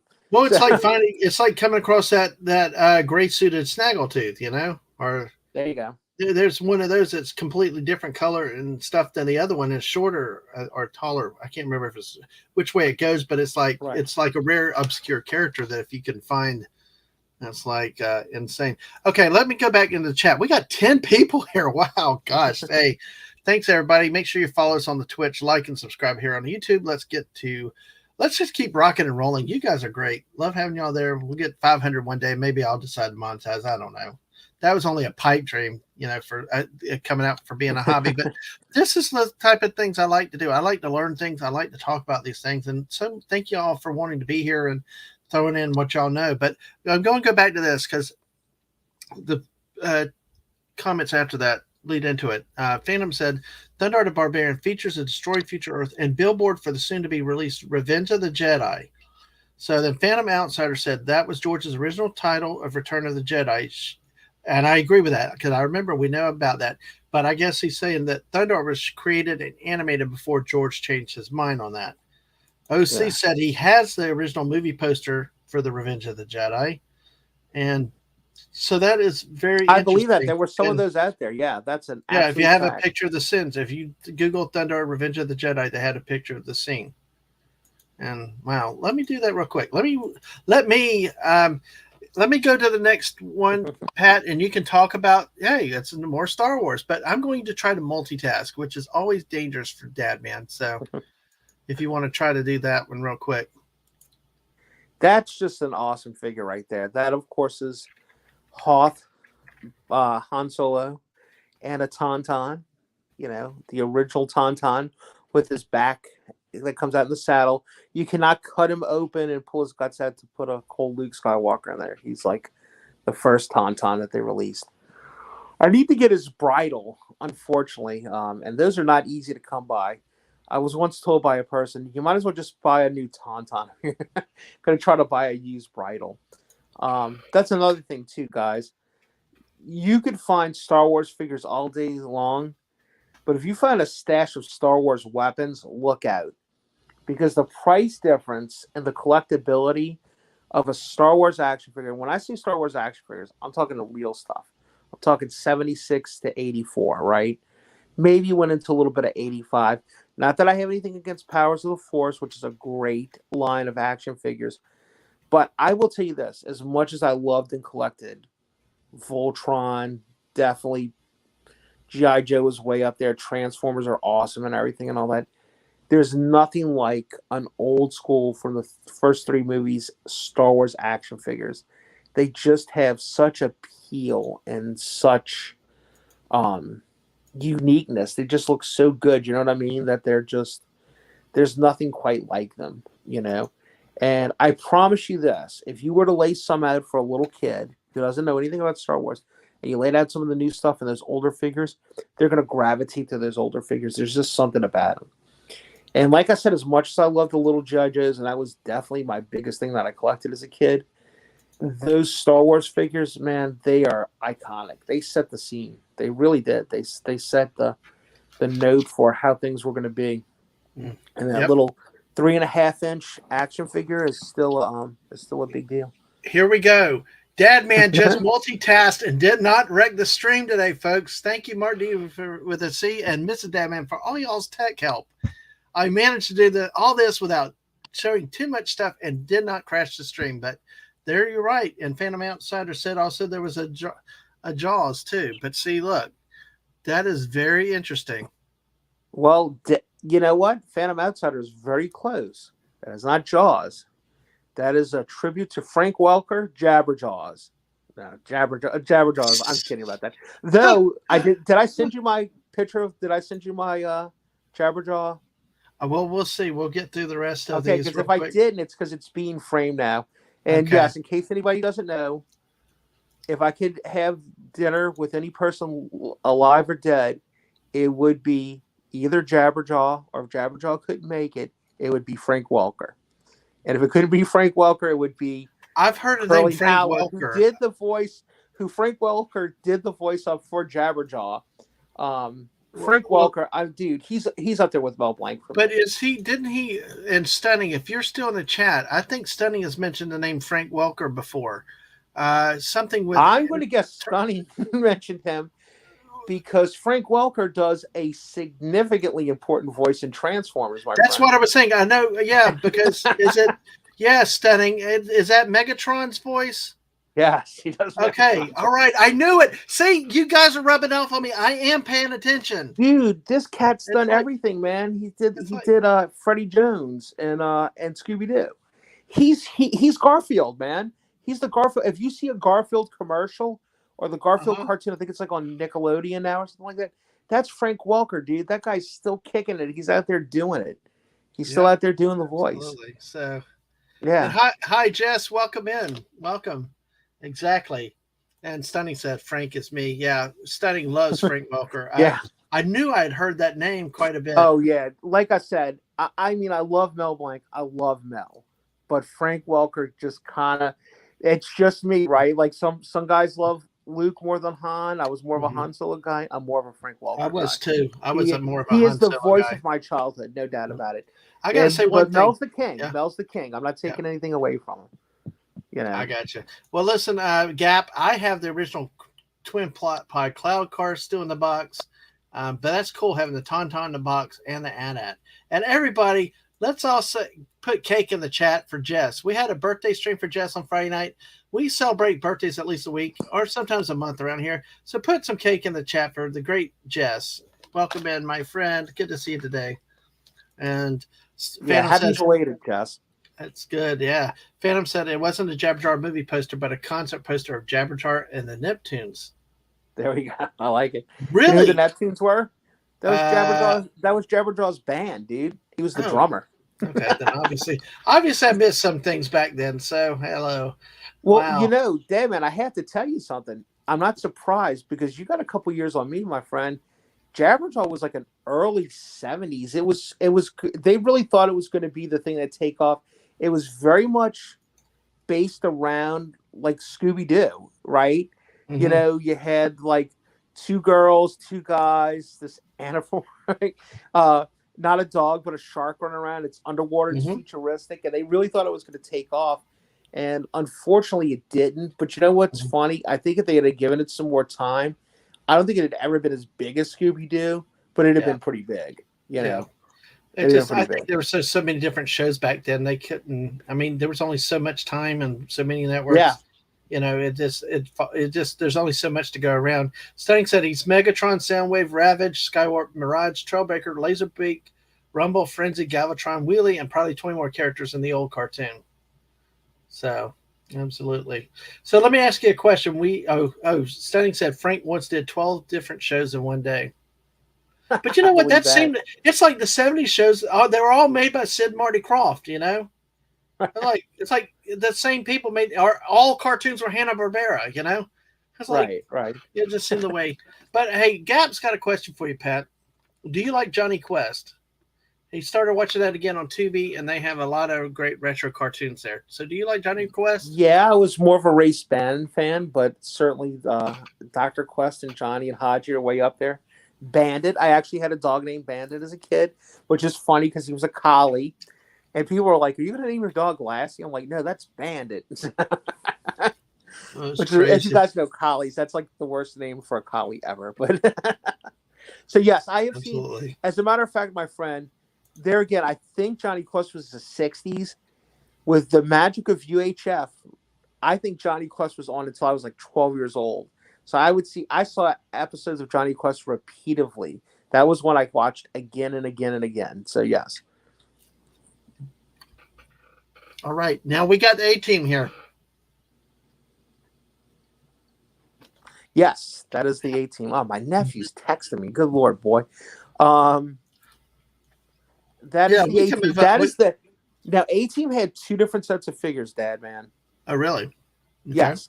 They had the little 3.5 inches, and then they had these bigger ones, which are about 6 inches.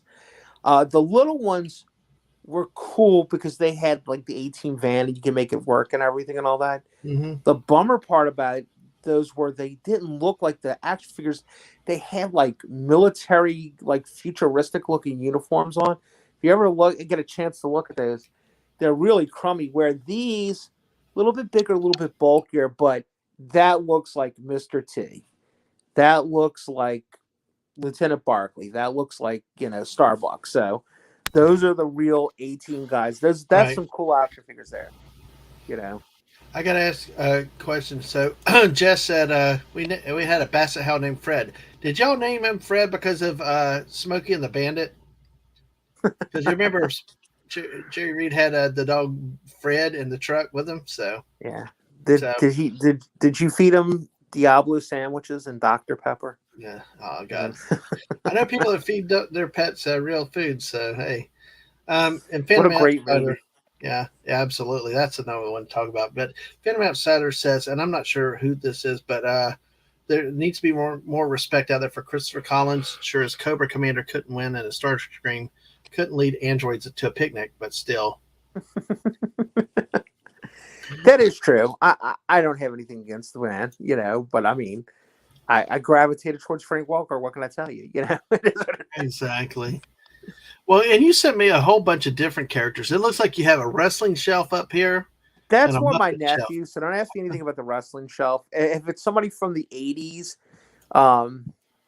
like down here, Dad, man, we had, if you grew up in some of East Texas, definitely Louisiana, definitely Mississippi, definitely Alabama, Arkansas, into the panhandle of Florida, so not really where you are right now, we had Mid-South Wrestling.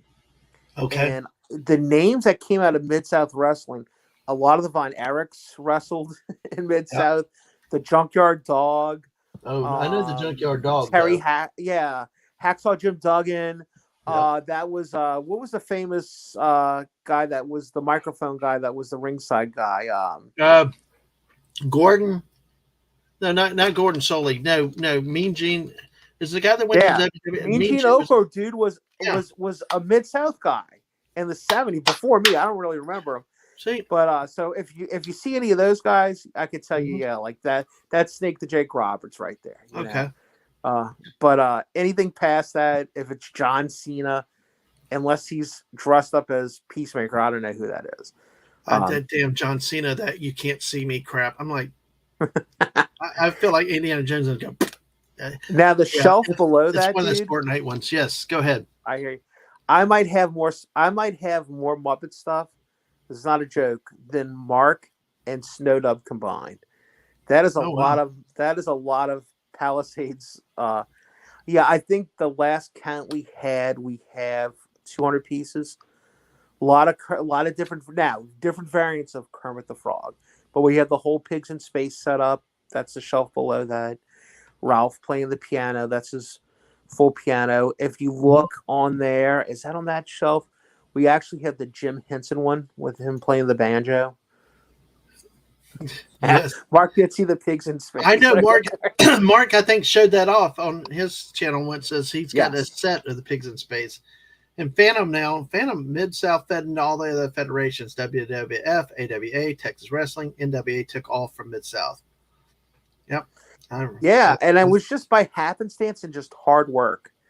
But when it became the big WWE and WWF and all that stuff, it mm-hmm. kind of lost some of its luster for me. Plus, at the time, I was doing real sports, right? Like I was real good in track and field, not the track part, the field. I threw the shot put. I was really good at that, and I wrestled for my sophomore year.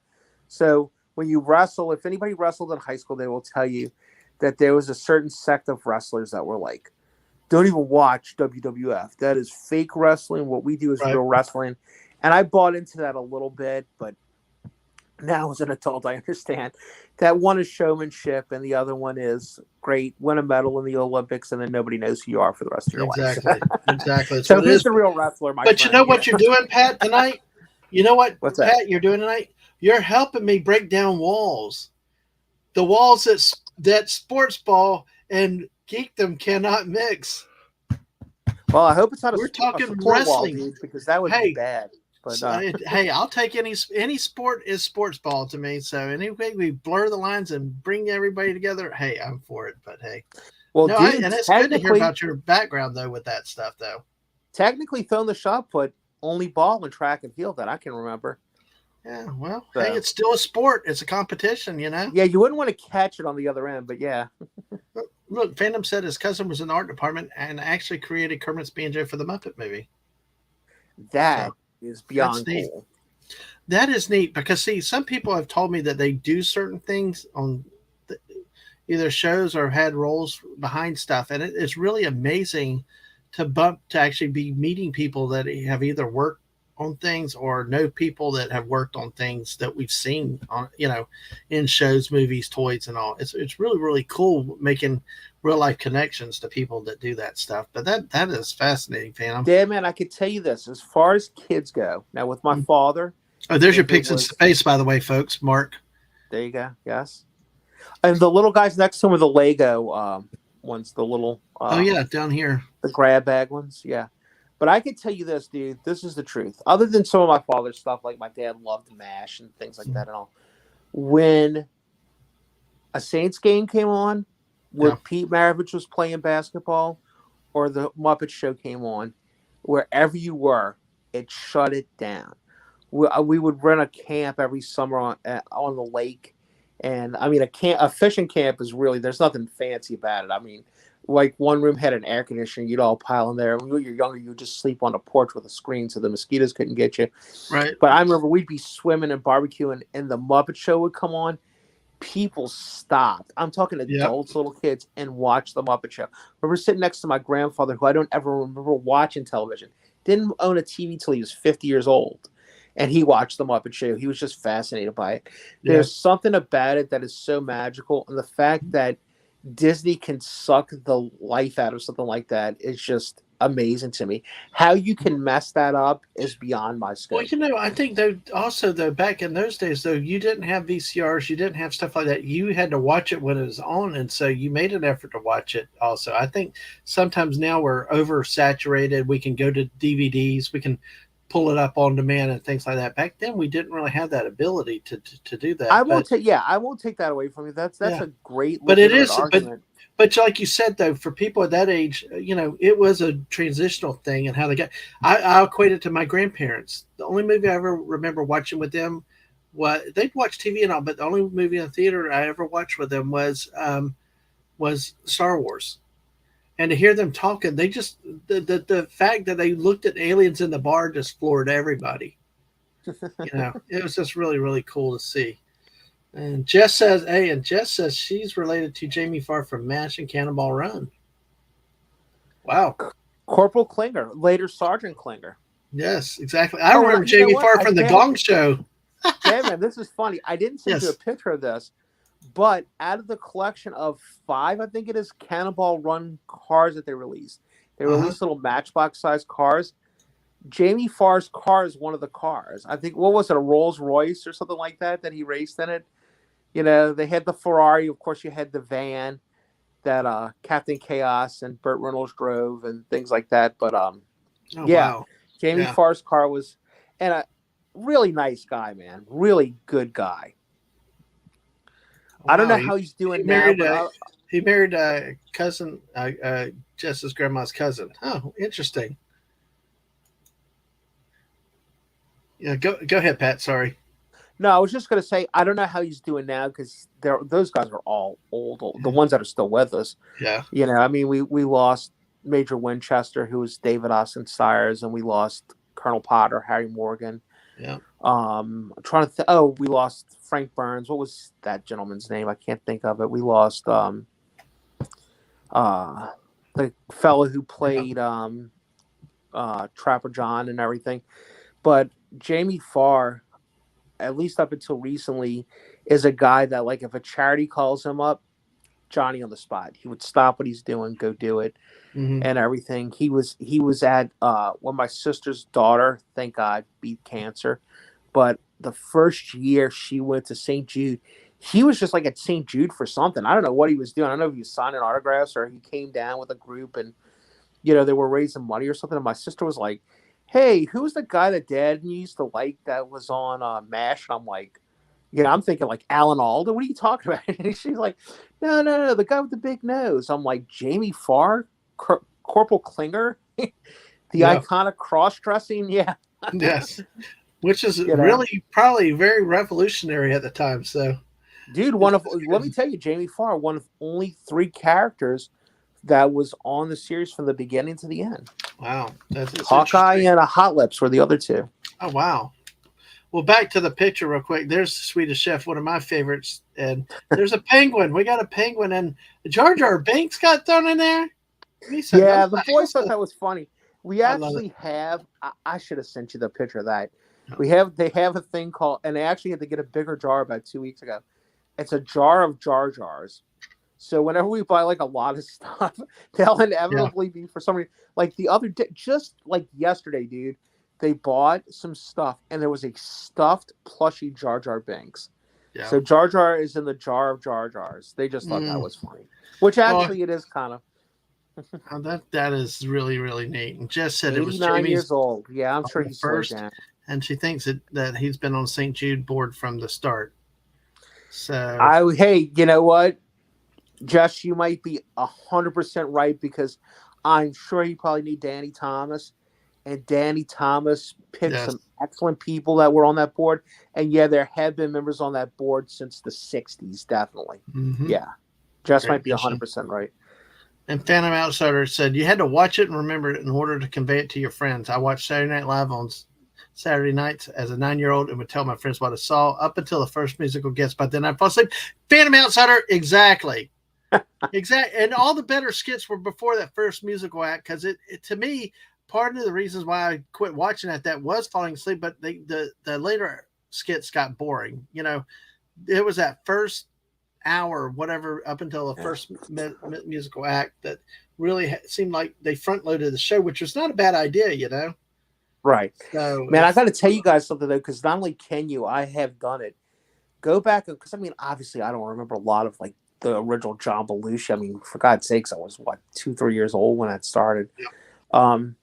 But you go back and watch those, it is amazing. I was making land shark jokes the other day, and I think one person in the thing caught that was me. Oh, and vitamin Oreo cookies and root beer.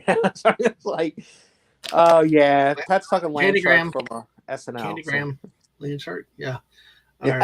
Exactly. Those so great skits, and they really were You know, let me say this: Phantom Outsider. I'll go to another point. Alda, Farrell, Swift, Berghoff are think all that he thinks is left of the main cast. But thinking back to those days, that was an adult show, and they had to deal with the censors. They had to deal with other stuff. But even as kids and stuff, we were able to watch it. It's like they it was like kid friendly adult. I hate to say it like that, but it was like some ways that it never crossed a blind line. Like nowadays, some shows get way too inappropriate for what should be kids should be exposed to, I believe. And That show, but the other that thing show about had a way of being able, like Land Shark and stupid things like that. right, The sushi chef with the samurai, yeah. the Blues Brothers. They had so many different things that they had in it that you could still have your adult themes as a kid that would go over as a kid's head, but they did it in ways that you could still laugh at it and not realize the adults are having a laugh that you never got either. Well, Uh, okay, this one would be a different line. Yes, that would. yeah, that, Yeah, that would that be a little. But look, they were not ready for prime time. That was the whole reason they were there. By the exactly. way, Dad, man, do you know what two women got the highest billing on the Blues Brothers first movie? Or in my book, the only Blues Brothers movie, because I ain't interested in Blues Brothers 2001. Yeah, that was kind of disappointing. Yeah, I mean, that conceptually could have been something, but it just. Let me see the two women. I just guess believe one. I would believe Carrie Fisher would be one Carrie Fisher was one. That is because of correct. the Star Wars stuff and the fact of her family Yeah, heritage, I and don't remember the she lady. did Yeah, play an integral part in that. And Aretha Franklin, Aretha Franklin, yes, was the other one, yes, and of exactly, course the lady who played the sister, the nun, yes, the nun, was a pretty well known actress. She was kind of a yes, more of a character actress, and she I definitely I remember think her, probably had more yes, lines than anybody, yes, she But did. Start yeah, swatting with the ruler what and a stuff. great scene. Brought back memories to your Catholic school days, didn't it? Yeah, Yeah, yeah. Aretha Franklin was amazing in that. All right, absolutely. here's some of the slab comics that we have. Most of our comics, just to let people know, I often joke about D. Bud Martin with this. I said, D. Bud, if you and Clobby would have known me as a kid, you wouldn't have kicked me out your comic book shop, but you certainly would have been looking at me kind of weird. Because honestly, Dad, man, most of the comics I collected as a kid were like the Whitman, Harvey comics. I like Richie Rich. I read a little bit of Archie, but Hot Stuff, lot of Lulu, Dot. Like I was really into Harvey comics and some of the Gold Key comics. Like I remember those, like if they had Star Trek or Star Wars, Hmm. yeah. But then when Star Wars came out, dude, I started buying Marvel comics, and that's led me to getting some like G.I. Joe comics and the Transformers G.I. Joe crossover. And that led to, in the 90s, I was really into X-Men. But then again, who wasn't really into X-Men in the 90s? But these are just some slab comics that we have. That's a cool Daredevil episode. One, of course, really nice because, there you go. You have Captain America on there and Black Widow and everything with Daredevil, and of course it's a 4.5 graded comic, so not worth much. I think it's worth maybe about 50 or $60, but boy, it sure does look nice, doesn't it? We're not gonna ever get rid of it. You could offer me $100 for it, I wouldn't sell it to you. No, I wouldn't Unless blame I you. could take that $100 and turn around and buy like a 7.8 one, maybe I would do it then. But I think it's just a cool cover. I really like it. Absolutely, absolutely, it does. And see, one of the things, like I said, I don't know a lot with the comics and the lore and the things like that, but I do like good comic book art. And one of the Yeah, things that always has gotten me, like that one series that I did get was Shogun Warriors, and I regret that I did not take care of the comics, and they ended up getting that is destroyed a or bummer. thrown away. I know, I really, and it happened as an adult, and I'm like really mad at myself for that. Did you own the big Shogun Warriors I had and a plastic. Godzilla I had shoot his one plastic. fist? I had rating that was plastic, but he. Those I are played hard with him, and he fell those are apart. awesome. I had a Those are, diecast metal Combatra though that may whoa, still be around the house somewhere. Yes. dude! I had a diecast metal Voltron. Let me tell you, that sucker was nice. Probably full of Absolutely. lead So, paint too, because boy was it sweet. Every time I yeah, lick that black line, I'm like, exactly. Hey, tastes let me like taste this candy. flavor. It's blue flavor. I know. And for the Even benevolent, hold on one quick second. For the benevolent overlords out there that are monitoring and watching everything we say, we are just completely joking. We do not endorse the eating, licking, or anything of lead in it. So there, no, take that and don't and censor kids, me. if somehow you could find something with lead paint Yeah, on it, don't lick it. I don't know yeah, how don't. you would Yeah. find something with lead paint on it, And but if hello you to your did, old don't lick it. toys. Yeah. Hello to your old toys. So, and I also what I do with my streams too these days, I keep telling everybody we're technically an 18 plus channel, just so that everybody knows because there's been some weird things happening around. We're not monetized, but there's weird things Right. and things like that are going on. But just I make it Yeah, clear that ridiculous. Good. you got to You play know these what? rules Really, and let me say games. this very quick, Dad, man. Hmm. 2 or 3 really good guys. 2 or 3 guys that I'm not telling you they would. I have seen these guys, and I'm not going to name because I don't want to draw any attention to them because I know they're working behind the scenes to get their stuff. But you guys know who I'm talking about. At least one of them, I know for sure you do. But 2 guys who I have seen stop doing what they're doing and help. One of them, I was on the other line with him while he helped while Cardinals sin through something for almost an hour. Hmm. And that's the kind of guys that YouTube's putting the screws to. I think it's unfortunate. I'm not mad at YouTube. I wish they would just look at it a little bit closer because these are Yeah, good people that are doing good stuff. They don't do salacious things. yeah, They do good things and happy things and stuff like that. yeah. And it's a shame to see that happening to them. But And I see, it's wish like and things like this are YouTube would look happening. at that a little bit closer. Let me Well, just like say that. the types of things I'm hearing is like, look, we're just out here hanging out, having a good time. I'm not endorsing anybody to go buy anything or whatever else. Right. The thing is, we're Right. just showing things that we collect that we like. I mean, if you go buy it, then you've done it and all this stuff, Yeah. and it's just kind of the way it is. But that's why I always say that we are an 18 plus channel, just to make sure it's clear to everybody that we're not trying to market things to people and all. This is Right. just simply friends Yeah. hanging out and doing this type of stuff. And And most of my stuff you're looking at, guys, is much yeah, older. You're not going to be able to go to a exactly. store and buy this. You would have to Yep. buy this from a Yep. yard sale or something. Exactly. Batman. All There's a right. Well, Batman. That's pretty cool. I love the price on it, 75 cents. Yes.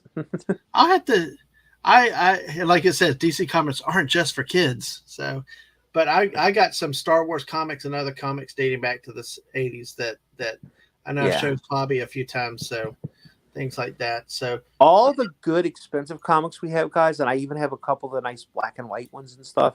mhm, Ninja Turtles. mhm. I Ninja like Turtles and Pac-Man real big in the family. yeah. A lot of I Ninja Turtle stuff. I sent you a Yeah. DM, Pat. I wanted you to take a look at it real quick and Oh, then sure. Go ahead. Keep see where going, we buddy. because I Sure. just want say hi to everybody here because we had your old toys coming and things like that. So Let's do another 33 minutes. we can do that. All right, we'll do that. Well, we'll Yeah. keep What I'll going do is then. I'll talk less and you can show more pictures. And Okay, we'll do I tell that you what, then. why don't you just throw out questions? I think we covered the comics. You can show the rest of them if I see Okay. any more than that.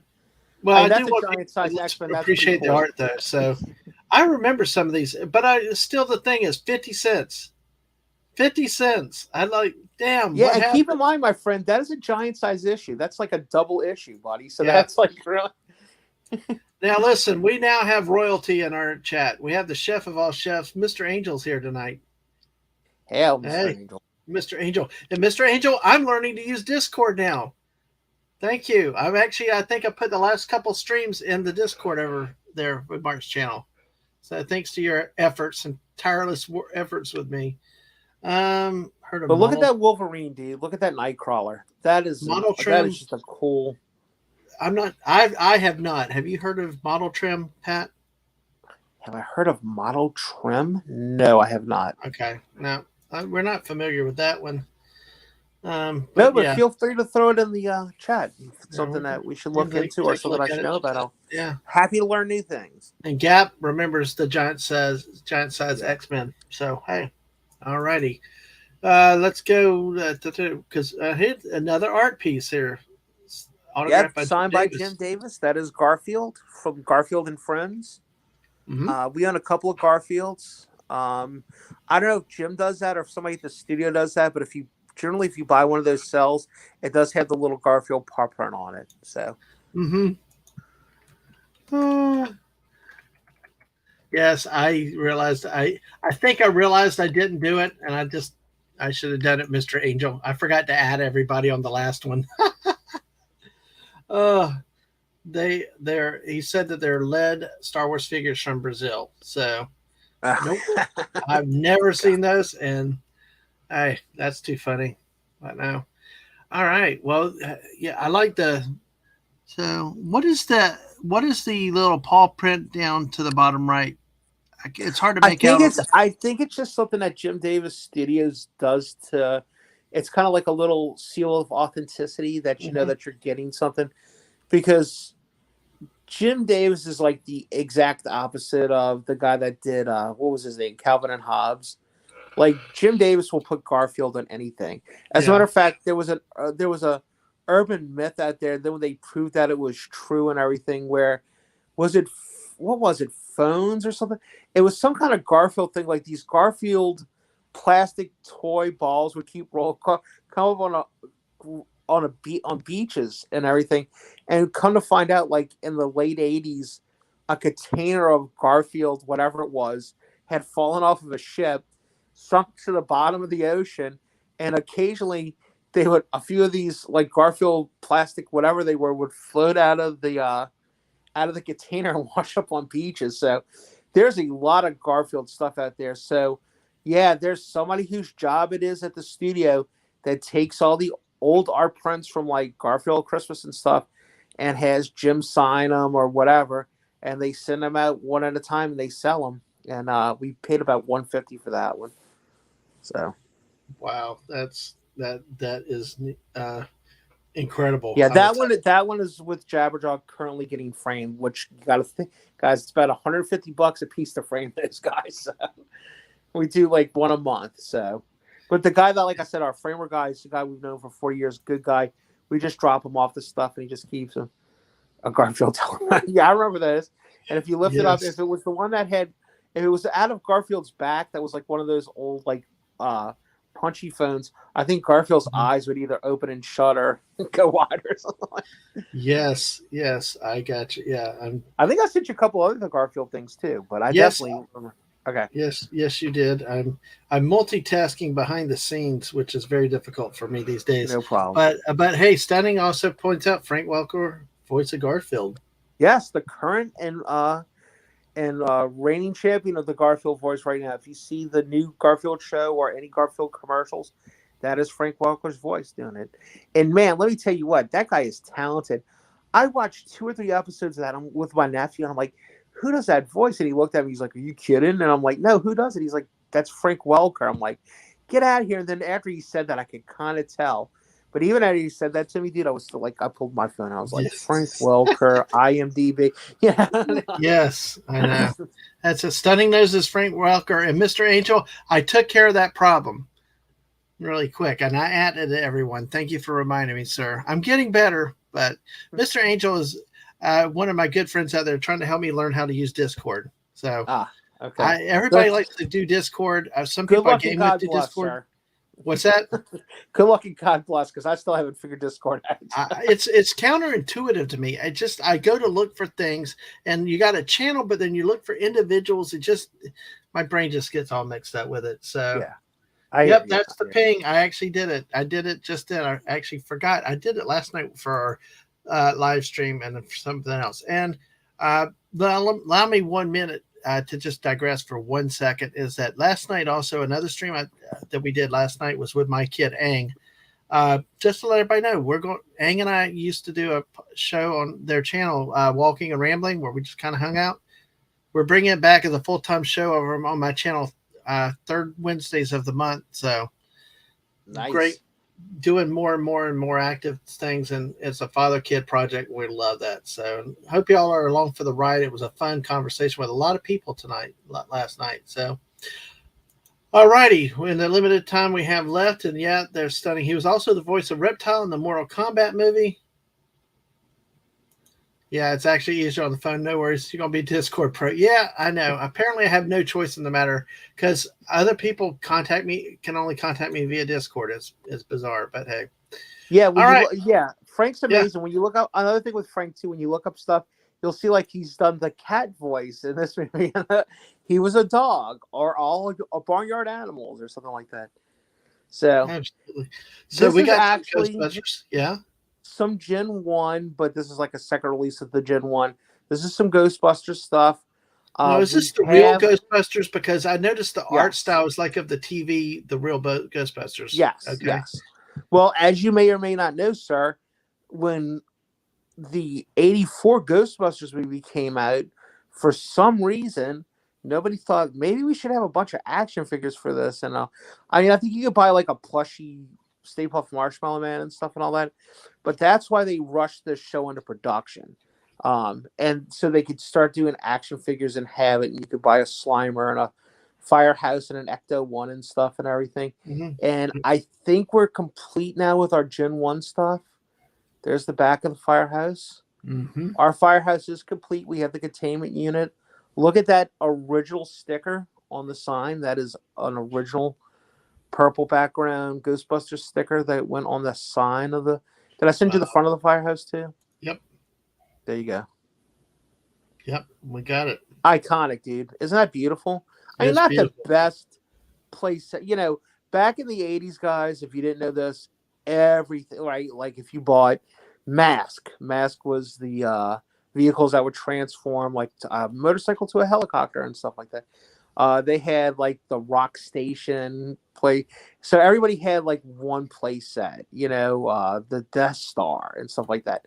And that was theirs. And it wasn't a great one as far as playing goes, but the outside of it's iconic. It's beautiful. You know. So I said Frank also kind of did a Batman voice in one of the Scooby shows where Batman made a cameo in Scooby voice, but Frank was in person Batman. Yes. Yeah, that's another amazing thing.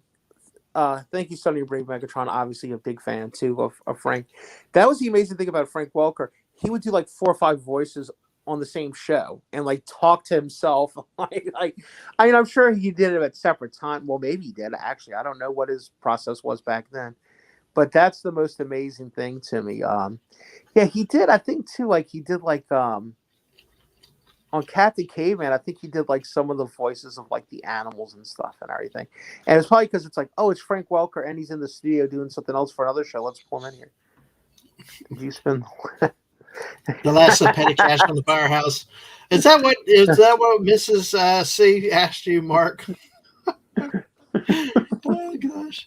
Oh, great! I believe that is a movie reference, sir. Exactly, but not on the Firehouse. And your toy says he has the Firehouse, the Ghost Sweeper, and the Ecto-1. Well, I have an Ecto-1 in Fortnite as a glider, but right. Do you have a complete Ecto-2? Man, that's when we have about four different Ecto-2s with about still missing 2 or 3 different pieces. You know. Yep. I have the Death Star too. Yeah, we have that one around here too. That was a pretty cool. Pretty cool playset. That really was. I know, but I tell you, filling that trash compactor of styrofoam after 40-something years. I have a feeling that styrofoam's dust. But do you still have the trash? Yes, it's still. That thing goes for like $60 on eBay sometimes. The Dianoga, yeah, exactly. But that styrofoam, it's kind of funky. It's still together, but it feels funky. Yeah, you do not want to crush it up. Exactly. Okay, so we've gotten through a lot of the toys. Now we're moving into the glasses and the video. This is my newest thing that I'm really at. And like I said, a lot of it's got a handle, though. I love it's got a handle. So I'll sell it again. Well, I don't think we have these down here in Louisiana and Florida, but you know there's actual like A&W restaurants, right? Where you go and get A&W root beer in a glass. The ones that we've seen here in Florida are combo, either with Taco Bell or KFC. Oh, those things, that's trash, man. Don't go to that suburban junk, dude. You know that. No, but you've seen an A&W out on the road, right? Like an old A&W? Yeah. I'm sure Mark probably has them up there. That seems like a Mark's going to be listening. Mark said he's going to be AFK, so. We'll see you tonight, Mark, so it doesn't matter. Yeah, I got to cook too. But I'm not cooking for another 22 minutes. Yeah, all right. That is probably my least cool glass. So go ahead. I started out, I was like, let me just show that, man. I got a bunch of different varieties. Somebody asked me the other day, I think I'm going to have about 600 glasses. That's the Garfield mugs from, I believe, 82 from McDonald's. Yeah. You can actually drink coffee out of that. That is the Tom and Jerry and Hanna-Barbera. There was a Okay. mix of those. Those are actually Welch's grape jars Okay. from the I thought it 70s was to the different. 80s. Yeah. And Welch's did that as a promo. And guys, there must be 5 or 6 dozen of them. I don't know anyone that has a complete collection of them. You know, we have a bunch of Tom and Jerry ones. There, And of now course, is Empire Strikes Back glass. I think I'm missing one Empire. The other day when I realized I was going through my collections when I did this show on this stuff, I think I realized this is the one glass that I missed that somehow went missing. If you were to go out and buy Yeah. all 12 in the wild, 4 from each movie, it would cost you about $250. Yep. It can be expensive. The missus said they had jelly jars as a kid. Yeah, exactly. So well, Mrs. Dad, man, we're true Southerners here where I am. So it was nothing to drink out of a jelly jar or a mason jar as a kid. That was like a glass. It wasn't your fancy company glasses, or drinking. That's why we love these novelty glasses too, dude. We would buy 2 sets. We would buy a set to drink out of, and I'll never forget one time my brother knocked over one of the glasses, and my mom was like, "You can't have anything nice in this house." And my dad kind of laughed at her because it was like a McDonald's. Remember the old Grimace glasses and the McDonald's something like that. Yeah. And my dad shouldn't have laughed because my mom was we were probably driving my mother nuts, and she's like, I tried to put paper in that was like a turn of like the 80s into the 90s where McDonald's started doing these frosted back glasses, and it kind of peaked at the Lord of the Rings. Do you remember those, the lighted ones that had like a cheap LED light at the bottom? So there's some Flintstone glasses. Talking about things like this make me think of, we bought some off eBay many years ago, some play sets, the blockheads, and in some of the games like Let's Go to McDonald's. I love to share and stream those sometime, just to share them sometime. I might have to get them out once we get everything moved around. Yeah. But yeah, that's kind of cool with the Flintstones. This really is my passion. 70s and 80s novelty glass. There's one of the McDonald's glasses. Like, we have all those. We even have the Fry Guys and Birdie the Early Bird. Mm-hmm. Mrs. says she has those Flintstone cups somewhere. Oh, wow. Yeah, those were big. We didn't know the movie was going to be awful. Yeah, those Garfield mugs. There's 4 the Holly Berry movie, the Holly Berry Flintstones. Yeah. Oh, dang! It was good just having her in it, but with Betty Rubble as oh god, what's her name? Rosie O'Donnell. Awful. Yeah, how ridiculous. Betty Rubble's like the most gorgeous creature in the world. You're gonna put her on there? Get out of here. Yes, exactly. Yeah, that was true. He made a good point. That's true. It's funny that that later on Bill Murray did the Garfield voice in the movies, and the guy that did the Garfield voice on the TV show was did Peter Venkman. Oh wow, that's Peter cool. Venkman's like, yeah, he's 100% right on that. There's another one of those jelly jars. That's with the cat that they paint the stripe down the back and Pepe Le Pew. Pepe Le Pew. Now these are cool. I wish I had taken pictures of all of these. These are really hard to get. This kind of was like the first real big. Now these were from the 70s. They were Pepsi glasses. Look at Phantom. Look at Phantom now. It's like we had just talked about that a little while ago. Oh, yeah. But the Shazam glass, and they came out. There were different variants too. Like they were different. There's different Batmans. Here's Shazam. This one's actually got good color on it. Even though you would think that cloud would be white, I've looked at other ones. It seems like the clouds are different colors. I've seen some brown clouds, some white clouds. Mm-hmm. But those DC comic ones, and of course, as you can imagine, Green Arrow, a tough, expensive one to get. Yeah, but we have a lot. If we don't have all of them, we have most of them. Those are actually probably, if you got a complete set because there's more of them, that would probably cost you more than the Star Wars one. I just got to say something because we got about 20 minutes left of Pat here, guys. We got 13 of y'all watching. That's amazing. Y'all make sure you smash that like button, sub if you haven't. We've got 14 likes, so y'all make sure y'all smash that like button. If you're lurking, we love you lurkers out there. Feel free to talk. Hey, your Muslim uncle. Hey, welcome. I should have known Muslim uncle. He knows where I am at any time. I got to step up my game when your Muslim uncle comes in. It's always good to have him around. Good to see you, sir. I'm sorry Muslim uncle, there's nothing worse than a broken glass. I was pulling some down for Pops when he was doing his Star Wars streams, and my nephew, was being a good kid, was Yep. pulling down for me. You broke the Luke Skywalker one from Empire, which I Yep. think is the one with Yoda and all on it. Yep. And he It's was the one. so upset. And I was like, dude, we can replace it. It's not a big deal. It's not like when I bought when I was a kid. So, Yep. there's nothing worse than losing a glass. You got to be very careful with these. Yeah, absolutely. Absolutely. But yes, welcome in tonight, your Muslim uncle. Good to see you.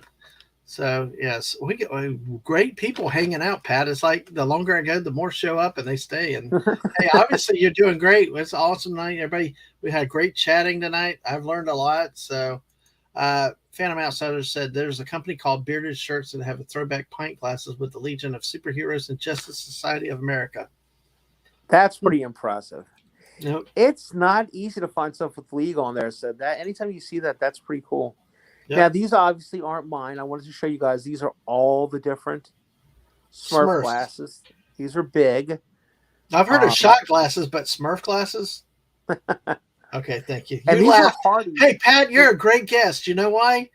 Why? You laughed at my bad joke. Thank you. Well, you do have Dad in the name, so I'm expecting some jokes like that. Exactly. Now, those were hard to get. Smurfs was big, man, in '83. But we didn't have Hardys down here in New Orleans at the time, and we don't have them now either. We had them for a while. And y'all don't have Hardys? No. How? Are y'all not Southern anymore? No, dude. Some places are called Carl's Jr., but we don't have those either. That's West Dude, Coast. Look, you've been through New Orleans and South Louisiana. We are a weird people down here. We don't like chains. It's very hard for there to be. Dude, a local guy who was pretty beloved opened like 3 Mellow Mushroom pizza places down here. Yeah. And Mellow Mushroom is good pizza. And he said, Mellow Mushroom will make it down here as a chain because New Orleans people like this food. It's good food. Dude, 2 out of the 3 closed in less than a year. We're just finicky about that. It is really hard for us to catch a chain. Man, let me tell you something. Nobody goes to Shake Shack down here. Everybody's like, Shake Shack's coming in. Everybody's like, nah, I'm not going to Shake Shack. I'm going to the Swamp Room. I'm going to Camille Grill. Have you eaten that Mellow Mushroom? Yeah, I thought it was fine. Do you like it? Do you like it? I thought it was fine, dude, but I could bring you to 3 better pizza places in New Orleans. And we're not even known for pizza. We're not even known for pizza in New Orleans. That's not like our... Exactly. Because, see, I tell you, we've got 3 here or 4, and they get a little fancy, yuppie, like inner stuff. Give me my little hole-in-the-wall strip mall pizza that's nearby. I walk in, and it's better pizza. It's just the way I look at it. But, yeah, I got you. It's kind of interesting how things catch on in places. But like I thought Hardee's was everywhere in the South. I mean, we got them in small town Alabamas and stuff. That's crazy. Yeah, I can't tell you how. You know, I got to tell you. Somebody said if Cane's wasn't invented in South Louisiana, it would never make it down here. Jeez, yes. We love Cane's, so we know we love our Cane's. So we've I got to hit one in Athens too. So it was awesome. So your Muslim uncle said he has the Smurf glasses and the old school Pac-Man ones for his wife. Yeah, Muslim uncle. We have pretty much all the Pac-Man glasses you could find. Though the other day I was bragging about this and I put it up on Twitter. I think Muslim uncle might have actually saw it and commented on it. But it's one of those glass thick goblets, and it was a Pac-Man one from like 79 or 80. And I said, I have found my holy grail. It's like I have to find one of these glasses because it was just amazing. And I didn't own that one because I thought I had every Pac-Man glass ever made. Yeah, no, I know. I'm just and your Muslim uncle's thinking Clobby there. So hey, but we got these Smurfs glasses. Sorry about that diatribe. A right turn on. You know how we are with restaurants and food. We go there.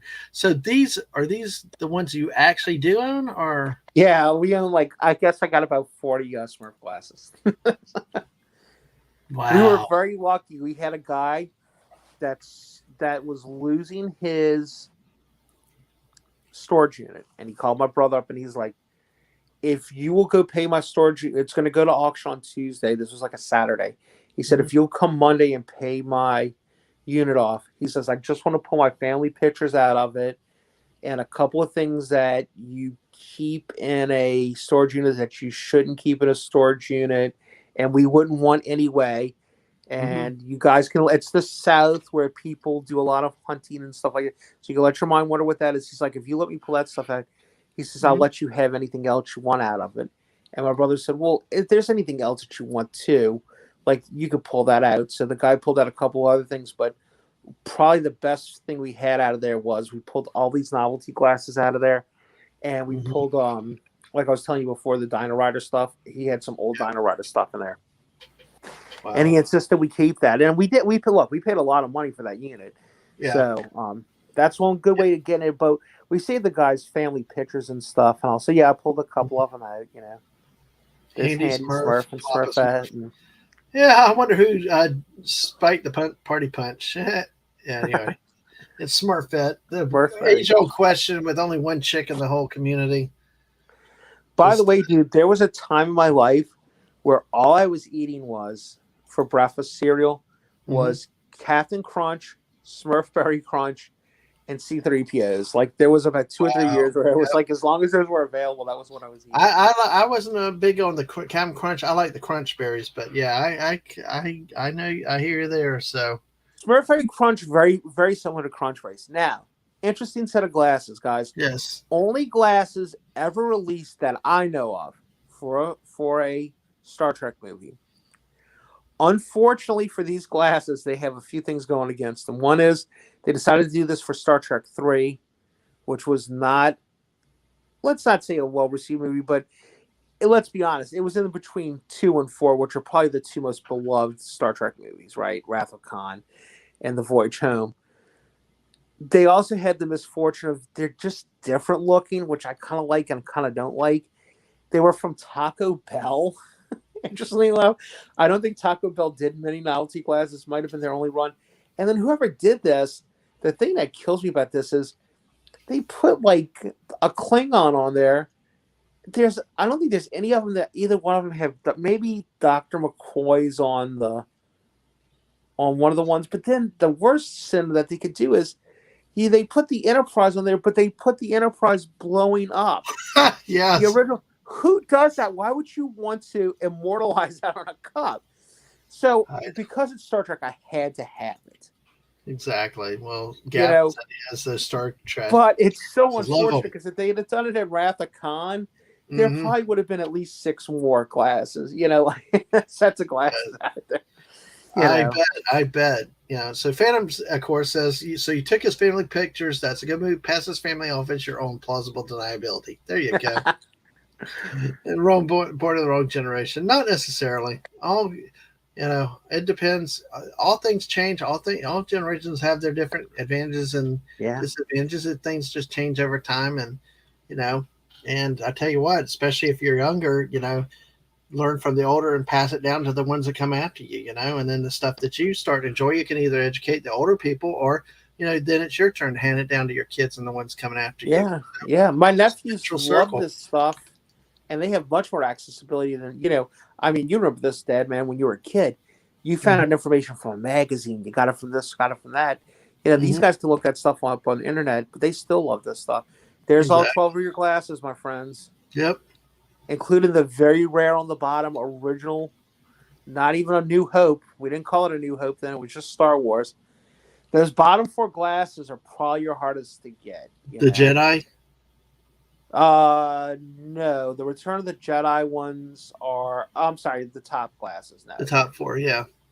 yeah, Those your top. original, your original New Hope. Then there's your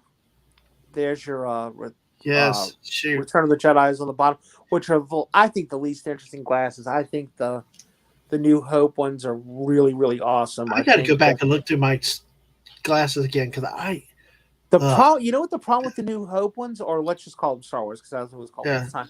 yeah. Look how little Han Solo doesn't get a lot of play on these glasses, man. Nope. He's in none of the Empire Strikes Back ones. You think they could have at least threw him on? Maybe he's on the back of one.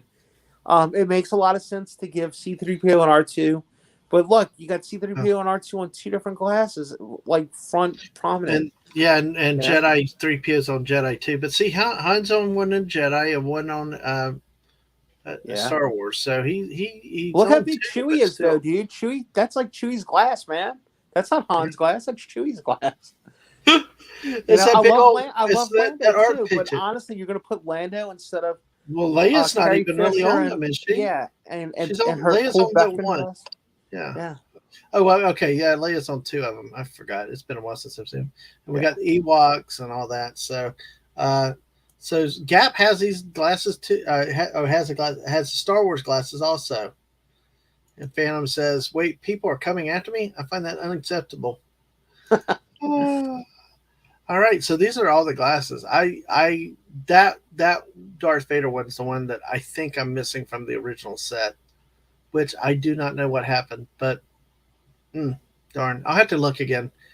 So, ugh, frustrating. But hey, I always loved the Hoth one. Empire Strikes Back. Anything Hoth was stuff Yeah. I picked up. There's And dude, that Boba Fett, dude, when they made that glass, they didn't even know how Boba Fett was going to be received, right?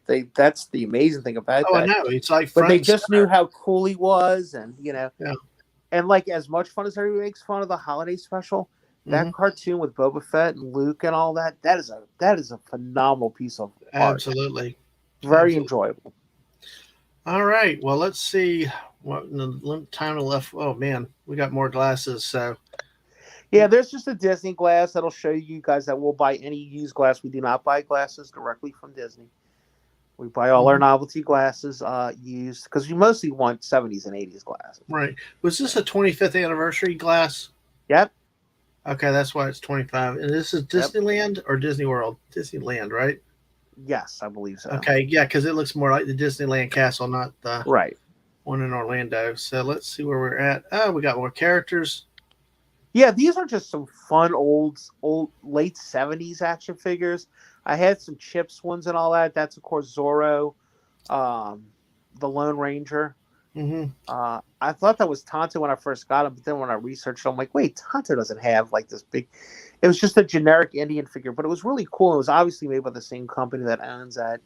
The Zorro action figure is super cool. I don't have the foil for it, but he actually came with a 6-shooter and a foil, his sword to make the Z's and stuff. And yes, Exactly. sir, Legend of the Lone Ranger. Exactly. What a great set. I think your old toys, you could tell me this. Didn't they have like a stagecoach? I remember my cousin giving me a stagecoach when he gave me that stuff. I'm almost positive they did. And then of course you had Silver and the Oh, horse, Silver. and that was a great set, man. Movie I don't think was greatly received, but those toys were something else. Which one? The Johnny Depp Lone Ranger movie? No. Legend of the Lone Ranger. Ah, wow. From like 79, 80, I believe. Hmm. But I think there was a stagecoach set that came with. That was pretty elaborate, man. It was really nice. Sorry about that. That's the No only problem. Lone Ranger movie I remember for a while. So hey, That's y'all make unfortunate because Legend of the yeah. Lone Ranger was much. You didn't watch the Lone Ranger black and white series I when you were a did. kid, I then? did. Like, Yeah, okay, no, I did. I did as a kid. all right, As a TV all right. show. Yeah, definitely Yeah, did do that. It was that cool. Roy Rogers and his friend Yeah. driving the Jeep. Well, I tell you what, it's just I love that show. I love the black and white Superman too. Um, those shows. Yeah, I love watching Emergency. I love to watch Star Trek sometimes at the, babysitters. So it was always interesting to see some of those shows back then. yeah, dude. I So didn't always have the money to go to movies and stuff, though I yeah, did go to movies a lot. other But TV shows though. TV was really my thing, and I gravitated. Yeah, UHF was what I was really all about, man. I yeah, love watching the old horror movies and the. yeah. Well, Um, Euro Toy said that Kenner made a stagecoach, but it was not made by Gabriel. okay. And Phantom said that Crystal Lord was one badass butch and Legend of the Lone Ranger, Reverend Jim gone crazy. Reverend Taxi And reference. Reverend Jim was on one of those glasses. Don't forget, he was the one that spoilers here. Kirk kicked off the ledge in Star Trek 3 for killing his boy. Uh, They killed my oh, son. oh, wait. Oh, wait, hold on. Back in these glasses? Yeah, that's Oh, that's him there. yeah. I was about to say that looked like Christopher Lloyd because I knew Christopher Lloyd had played a Klingon at one point, and dang it, Yeah. That was some I should great have said it. overacting by Jim Kirk too, brother. I have had enough of your. And of course, Marty with a C, I think is somebody. I think it was Marty with a C. Then takes and places Wesley Crusher's face on that character. God, Yes. yeah, You know, dude, like we three gets some grief, but three really isn't a bad movie. It's just not as good as the two before and after. You know what I mean? Like yeah, the motion picture, if that doesn't hold a special place in your heart, you either are not a lover of Star Trek at all, yeah, or you don't have a sense of wonder. You yeah, know, yeah. but Well, we got a couple more here. We got Office Space as a movie poster. love that. Big Mike Judd fan, big Beavis Yes, and Butthead. By the yes. way, I'm not promoting this, but if you're like, man, I sure would like to watch some new animation. I don't know what to. Mike Judd does a thing called Tales from the Tour Bus. I wish he would do a season 3, but with the writer strike going on, it doesn't look like anybody's going to be doing anything soon. But Hmm. like the first season was country music, and even if you don't like country music, like I'm not a big Yeah, country, it's just great animation, funny stories told by the real people that are animated. And then after that, it was like the funk scene of the 70s and all that in the early right, 80s. Great right. stuff. So, be huge Mike Judd fan, huge fan. Yep, I am So that's too. off the Beavis and Butthead, space. so Yes. awesome. So, and we got another cell, animation cell here. Pac-Man. Hey, The Pac-Man Christmas special. exactly. And look there. Hey, my Frank Welker people, see Chomp Chomp? Look it up. Not lying, not making this up. Chomp Chomp, voiced by Frank Welker. There you go. There you go. And speaking of Beavis and Butthead, the Yeah, class. somebody's told me this was from the movie. I don't think this is from the movie. I think this is from like an episode of the second season. This is no. This is not. This I can tell. This is like old. Look how rigid it look. How rough Yeah. it looks. This is an episode. This is not the Yeah, because animation I from the told movie. somebody I'm not.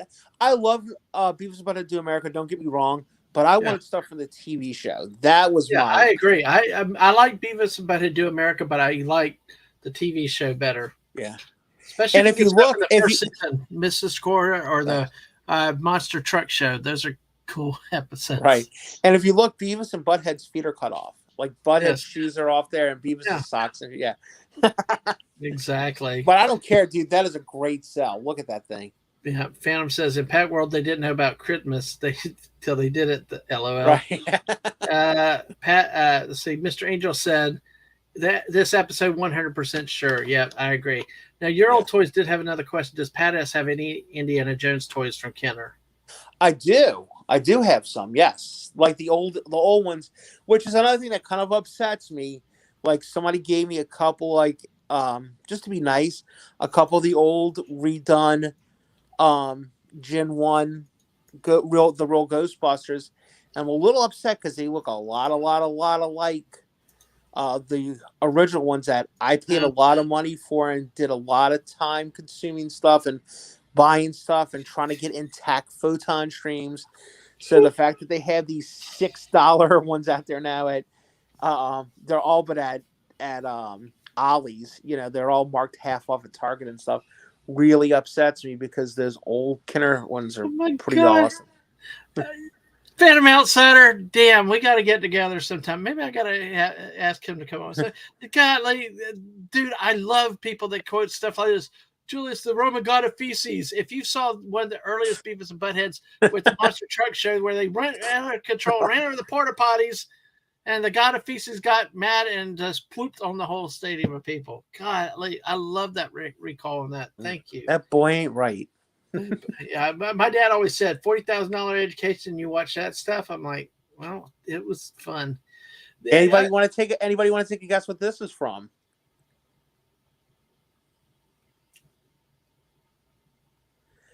It's pretty difficult when you look at it. Somebody one time I showed this and they guessed humanoids, and I'm like, no, that would be I almost think as cool Space as Ghost. this.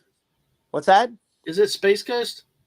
No, dude, this is the real Ghostbusters episode. Oh, okay. I only thought of because of that Brack thing with Space Ghost. Oh yeah, you're talking about yeah.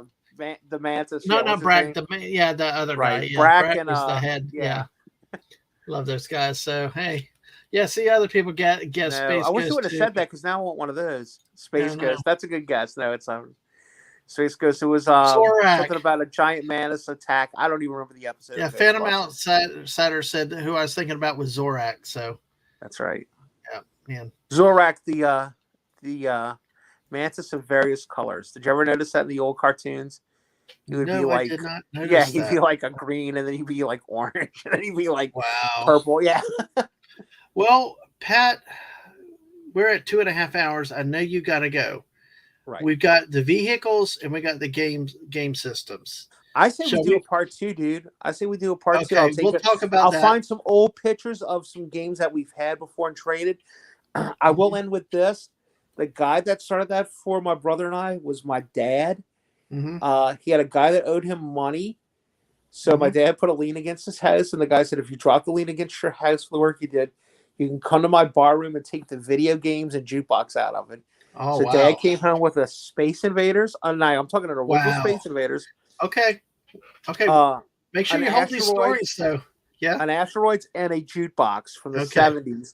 Well, And we don't tell got too that. much. Yeah. Well, don't tell too much. Make everybody wait for the next time. Then we'll have Sounds Pat good. as And we'll do that. Pat Yeah, as part we'll get some more pictures and send them to you and everything, dude. But thanks for of it. having me, man. This was Yes. fun. Well, if you can hang around with me one moment while I close Absolutely, out, yes. folks. So, but listen, this is the great Pat Ass. You'll find him. Where do you? I mean, you don't have your own channel, but you do so much for everybody. Do you want to tell everybody where you hang I out and what don't. you do? I've been, as of late, I've been helping Pops out. Great channel, good guy, good guy. He does, some of you that know Loki and Ironcaster, they do a show together on Tuesdays. He just did Pops just interviewed Clobby, our old buddy Clobber in times. He Mhm. just interviewed Dr. Dega Outlaw. So I've been helping him out with stuff. Of course, my primary guy, my good buddy, we've been through thick and thin together with YouTube, Brandon the anime guy. Please subscribe to him. Even if you don't like anime, check him out. He just did a thing with Scuba Pete, dude, and Scuba Pete got to show off some of his stuff. And Yeah. Brandon, being the Svengali of anime that he is, got Pete to stop showing off cool action figures, which is what I want to see, and start talking about anime. But hey, that's what the channel's about. But yeah, if you like Scuba Pete, our old buddy from Sunday Yeah. nights, Scuba did a great show with him and showed off some of his stuff. And I don't know if you saw that tonight, Dad, man. Scuba kind of implied he was going to show up for a rare Sunday night visit and Oh, show wow. some stuff off, dude. So yeah, if you Right. love Scuba Pete and you love Clobby and Mark and I'll Dad have to Man get some shows up. extra caffeine and stay up Yeah, late tonight then with you Maddie's guys. daddy, Steve, a great Exactly. guy, Courtney, Retro Girl. Guys, we don't realize how Retro Girl's bigger than like all of us combined. And she Oh, of finds course. time to come hang out on our channel and our chat, Yes. on Mark's channel, our show, and do that chat. She's a cool chick, man. That's awesome. Absolutely. So, you know what's frustrating though? Well, it's kind of a good frustration. We got 14 people still hanging with us at the end when I need to stop because I could go all night because it's like, especially when people come in and take up their time and they come hang out with us like this and talk. Actually have your stream and you get more people at the end hanging out. I hate saying goodnight to people, and especially like when Gap says it was an awesome stream and Thank you, getting Gap. comments from your Muslim uncle saying thanks. It was a sweet gift to share a little nostalgia and collecting conversation about these great glasses. Well, guys, I will tell you this: it Post the helps Discord you. link. I'm going to try, Mr. Angel, but go ahead, Pat. No, I was going to say this helps Dad Man out, but it helps you if there's some stuff you missed. Go back and rewatch it tonight. Put it on in the background while you're cooking and cleaning up the house or just while you're doing some mundane stuff because it helps him get the watch hours. And if you miss something, you could see it and look. Hey, Dad, man, I'm going to throw this out. I don't know how you feel about this, but since we did this and we said I've obligated myself to a part two. If there's something you didn't see or you want to see more of, send Dad Man or myself a DM and go, hey, can you guys throw this on the next time? And if I don't have it, I might know somebody who does, and we can get you some pictures of it and talk about it. Because there's not many action figures or novelty glasses or arcade game cabinets from the 70s and 80s that I don't love. So, Yep, absolutely. Give me a second. I'm trying to multitask now right here. Sure, So, no problem. But yeah, how this thing goes, it's like I'm trying to answer Mr. Angel with something real quick to do. As a matter of fact, your Muslim uncle, I will get the Pac-Man stuff together, dude, and take some pictures because I think your Muslim uncle might be impressed with some of the Pac-Man stuff we have. because Exactly. he just got to see the Pac-Man animation cell from the Christmas special, which don't get me wrong, is pretty freaking cool. But yeah, we have Pac-Man glasses, we have the Pac-Man mirror, we have a Pac-Man 45 single from Pac-Man Fever that we had that we're thinking about getting framed because I don't know. Do you remember that song, Dad Man? From like I think it was '80, Pac-Man Fever. Yeah, I 79, do. 80. Yeah, yeah. Yes, I And then remember they that. released a big out. I don't know if you remember that either. That was so popular that they got a couple other people, and I think the guy that wrote Pac-Man Fever, and they released a whole LP.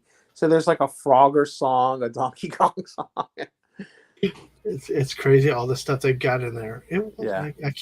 I can't find Mr. Angel here though. Uh, but we'll get it taken care of. I'll work on getting you a wrench then one time, Mr. Angel, and we can do it next time you're around. But Yeah, hey, dude, Mr. Angel seems yes, like a guy that he's here and yes, he's interested and involved. I think that would be a absolutely. great I wrench. know. That's what you look for in a wrench, dude. Yes, exactly. And if that's all you do, that's appreciated. I just hate. I tell you, I just hate putting people to work in some ways. I like it that people And come in look, and hey, want to dude, hang and I chat. feel the same way. Yeah, Like when people give me a wrench, people would think like, oh, and they're doing it to be nice to kind of they yeah, respect you and stuff. But sometimes you're like, oh man, now I got to take like Clobby gave me one. I'm like, God, now I got to be serious, dude. Like I got to put stuff on here. I got to be, and bring yeah. back Pac-Man cereal. Hey, I agree with that yes, 100%. exactly.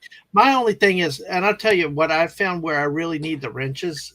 I mean, either like this, Jess has been amazing. Other people like this to help me with links and stuff like that because I do struggle with that side. I really, really do, and running multiple things. But really, the main reason why I, I had the concerns on the Fortnite streams because historically that's where we had the most trolls problems and other things with people coming in Yeah, trying to get you to say certain things or spamming or they really just put crap in there and absolutely. And that's that's why I where take it serious.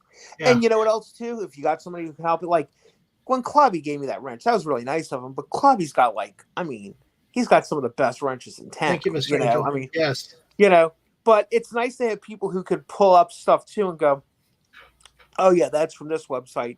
Throw it in there. yes, Oh, Phantom Outsider's gonna be on a show. Let's throw that show's stream, thing here yes, so people can set a notification. That's what you want out of a wrench. That's the stuff I take seriously. exactly. I know, and that's the help I need. I mean, because I don't need technically that many wrenches with my sub count, but especially when it comes to either putting links, but the more, like I said, the bit danger. I used to have like the words up on my screen on Fortnite streams because there's a feature you could do through the PlayStation 4, but I had to take it down because I had that evil nation term or symbol that was thrown in, and it showed on the screen. Even if I timed them out, you could still see it on the screen. So I had Yeah. to start dropping that, and it was easier for me to read the chat on the TV rather than my phone.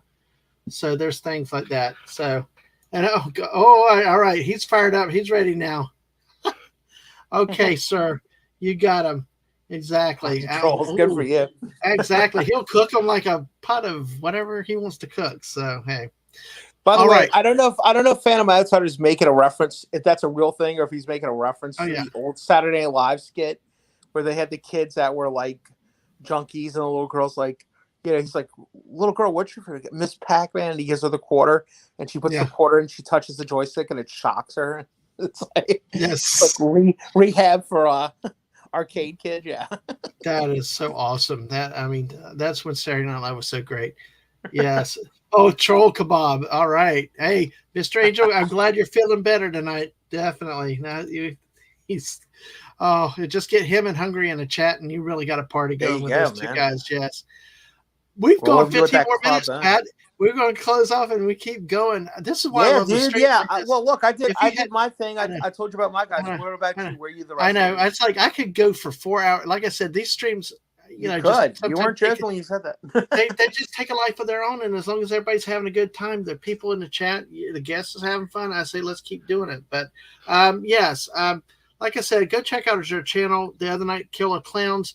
What a hell of a stream with Hungry Boy. The chat I did last night with my kid and all, announcing our return. So go look at it on the chat for recent videos. Look at some of our shorts from our trip. But the first thing is that we're going to start Monday tomorrow night, and will be Monday and Tuesday. So please make time to be here at 8 p.m. Eastern. It's special editions of the detour with the Dadmans are coming up. We're going to be both on YouTube and Twitch. We're going to go in more detail of our 16-day adventure. Many of you shared this trip with us.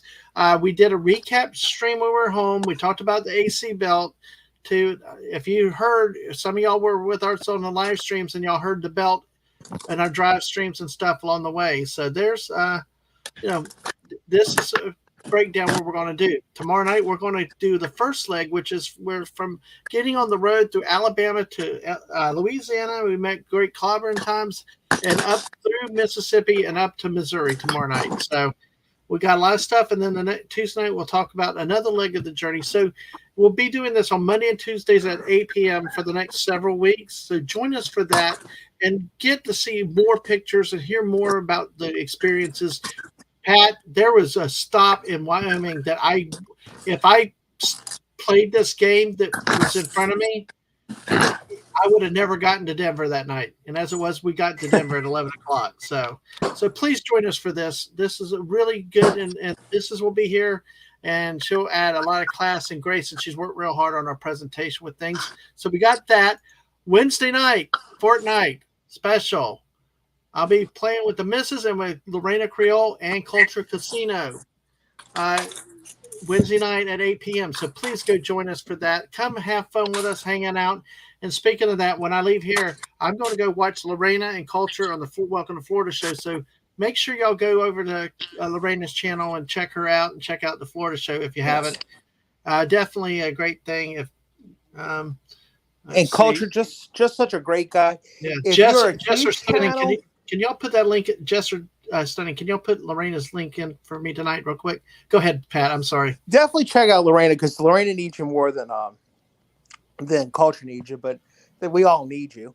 But Culture, what a great guy! I have to say, he is like stop the world. You know what I mean? Do stuff for you. Doesn't matter how big, how small you are. Mm-hmm. Culture actually went back when I first produced something. I did that Band of Brothers stream. I think Muslim Uncle remembers that. He was definitely there at the time. Mark D was on a couple. And the Culture stopped what he was doing. Well, he came on a show. He came on a football show with me last year. I wasn't even 100 subs and stuff. And yeah, he did. That's the kind of guy he is. And exactly. Not that Lorena's not. Lorena's pretty amazing. Oh, yeah. Too. Lorena, too. Lorena, both of them have been great supporters of my channel, too. And they support people. And look, something about Lorena, too. If you're from Florida, you're halfway there with Lorena, right? Well, you know what? Lorena and I have a kind of a special connection that we hit it off early on a long while back, and it's public record because we joked about it. It was happening on the streams that we are both familiar with a small town in Florida called Palatka. And when I mentioned Palatka in our chat the first time, she's like, "What?" It was like stunning. Like, who would know about Palatka? Well, I did because I've had to work there for 20 years. So, but hey, it's one of those like small world moments. So definitely, I hear you. Well, all right? Let me ask you this. Let's end on the big note. What are the chances we're going to see you tonight? Oh, I will be there. I will definitely be there tonight. Okay. So I got one or two more things to do real quick. I just want to. I'm gonna definitely do what I can. I should be able to make the first hour and hang out. Mostly because Mark didn't do it last time. But I got my big eval for PT tomorrow, so I got to get up at like 7 and be on the thing to go at about 8:15 or so. So I can't do one of those Mark D's till 1 o'clock in the morning streams. The marathon streams. Yeah. Where it's like, okay, good, it's midnight. I'm gonna finally go to sleep. Oh wait, we forgot to show the food. You know, so yes, we gotta get to the food earlier. We gotta get to the food earlier. You roasted an entire pig. Come on, dude. And there's Mark on there. And this is the ribs, and this is the. But Mr. Angels. Mark gets a lot of slack with me, dude. I know. Pound for pound. He's in the top 5 of people who entertain me. Him, Claudia, exactly. You know, and genuine nice. The thing is, genuinely nice people. Yeah, you know, they really are. And they'll help you. All 4 of people we mentioned. That Sunday night crowd. But I tell you, all 4 of them have been great to me, to Mrs. to Ang, even, and have been very helpful to all of us. And yeah, dude, you gotta try to meet Steve next time if y'all ever go through Vegas or if we could trick him to come back down to Louisiana for something. Well, maybe next time if we have more time, we can meet you if we can get you up north out of New Orleans. Absolutely, dude. We got to get. You know what? Steve needs to bring Maddie to Disney World, Yeah, dude. yeah, I know that's not exactly. right by you, but it's closer than it is Oh yeah, now. 2.5 hours. We'll get there in no Yeah, time. Mr. Angel there said, you "I'm go. sacrificing bits and bites, rum and cigars to the algorithm for a good live stream connection. Anyone has chicken fried is okay too. Have fun on the drive." Uh, but let me All say right, this here. gang. Yeah, I'm gonna go cook. Thank you for well, having me, sir.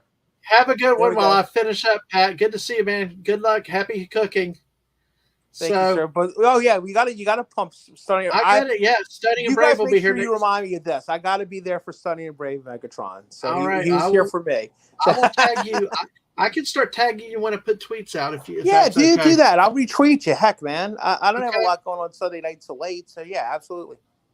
Yes, exactly. I agree with you. Brandon, the anime guy, is like Chick-fil-A. We no matter what's going on, we always get Sunday off. So that's Yeah, hey, that's okay. Well, you know what? It's kind of weird though. I do so many streams, and a lot of the reason why I haven't the last few months is kind of figure out what works when it works. You know, yeah, dude. and You picked a pretty as far as an open. There's no such thing as an open time anymore unless you're doing it at two but in the it seems morning. like this late afternoon Sunday is kind of like a good spot. Yeah. Sunday night it It's gets a little hectic again. Sunday during yeah. the day it's a little crowded. But yeah, you kind of hit the sweet spot. I think you're right. Oh, all right. Well, Pat, you go cook, and I'm going to finish up the Yeah, stream real night quick everybody. If you can come hang out with us, even if it's in chat at the at 10 o'clock. Mark tonight. Mark D with a C. Yes, Yes. exactly. So, and I'll Or try to nine put that link. o'clock if you live in a more reasonable time zone. That's exactly right. No, no, there's no. We're gonna have you back for a debate because I argue with a lot of people about that. There is only one time zone, and it is the East Coast time zone. It certainly is the most populated, but I don't know if it's the most reasonable, sir. Well, Nobody I should be will. watching the news at 11 o'clock at night before they go to bed to see the Well, weather no, for you one. That's people all. have it wrong watching news at 10 o'clock. Who watches news at 10 o'clock? That's not true, dude. We watch. We have the two best newscaster at 9 o'clock here on Well, the at 9 Fox o'clock. network, my friend. Oh, wow, Yeah, we got a it's 9 10 o'clock, o'clock. dude. We got a 9 o'clock and a 10 o'clock. Oh, We love our jeez, that's local too news. early for news. But anyway, It's I on put all the the link. time. I put the link out for the Mark show tonight out there too. So hey, Awesome. All right, guys. I'll see y'all later. Good show. Thank you, Gap, and thank you, Your Old Toys. Yes, and join us next Sunday. Darth Megatron will be here. We're talking Transformers, and he'll be doing some art, I'm sure, along the way. Watch his great handiwork that's coming. And then August 19th will be the 1 year anniversary of our first stream. Join us then, make plans then for a big celebration in August. So, hey, that's what's coming up, folks. So remember, Monday and Tuesday night, please join us for the detours. Those are going to be special shows, and then Wednesday with Fortnite. One thing I did, Jess, okay, you may be right, but Jess, okay, geographically you may be right, but East Coast, like with football, always gets the billing. That's okay. One thing I did forget to put on here, and I need to update my streams. Friday starting probably about 3 p.m. Eastern will be the 24-hour Fortnite stream where I'm going to stream Fortnite with people for 24 hours with my selected guests and the missus, and we will celebrate having 300 subs. So go bring your friends and everybody else. We have 317 now. Let's grow, and who knows where we get to. Maybe we'll be 400 before you know it. But let's make plans be here August 19th this Saturday for a 24-hour stream, folks. I mean, not a 24-hour stream, a celebration stream that night. Jeez. I'd have to definitely do something to the guests to keep them here. But hey, on that note, remember, you can find me on YouTube, Twitch at DadmanWalking55. But the best way to keep up with me, beyond getting the notifications on both things, is to follow me on Twitter, DadmanWalking55, to get the tweets, the updates, and when I decide to go live on a spur of the moment. So with all that said, everybody, thank you again for another great night. Thank you for hanging. 12 of y'all still here. Make sure y'all hit that like button on the way out the door. Make sure you subbed if you haven't, or just double check that your sub has stayed and that you've not been removed, because it does happen. And OC Dobbins, I got you marked down, sir. Thank you for responding. And yes, you have a good night, and everybody else. Have a great night, and everybody, let's see one last one from Mr. Angel real quick. Let's see. All right. I will. Okay. I will talk to you about that too, Mr. Angel. Thank you, everybody. Appreciate it. Thank you for your support. Y'all have a wonderful evening. If you go back to work tomorrow, have a great day on Monday at work, and join us over at Lorena's in a few minutes and at Mark's later tonight. And say hi to us. All right. Bye, all.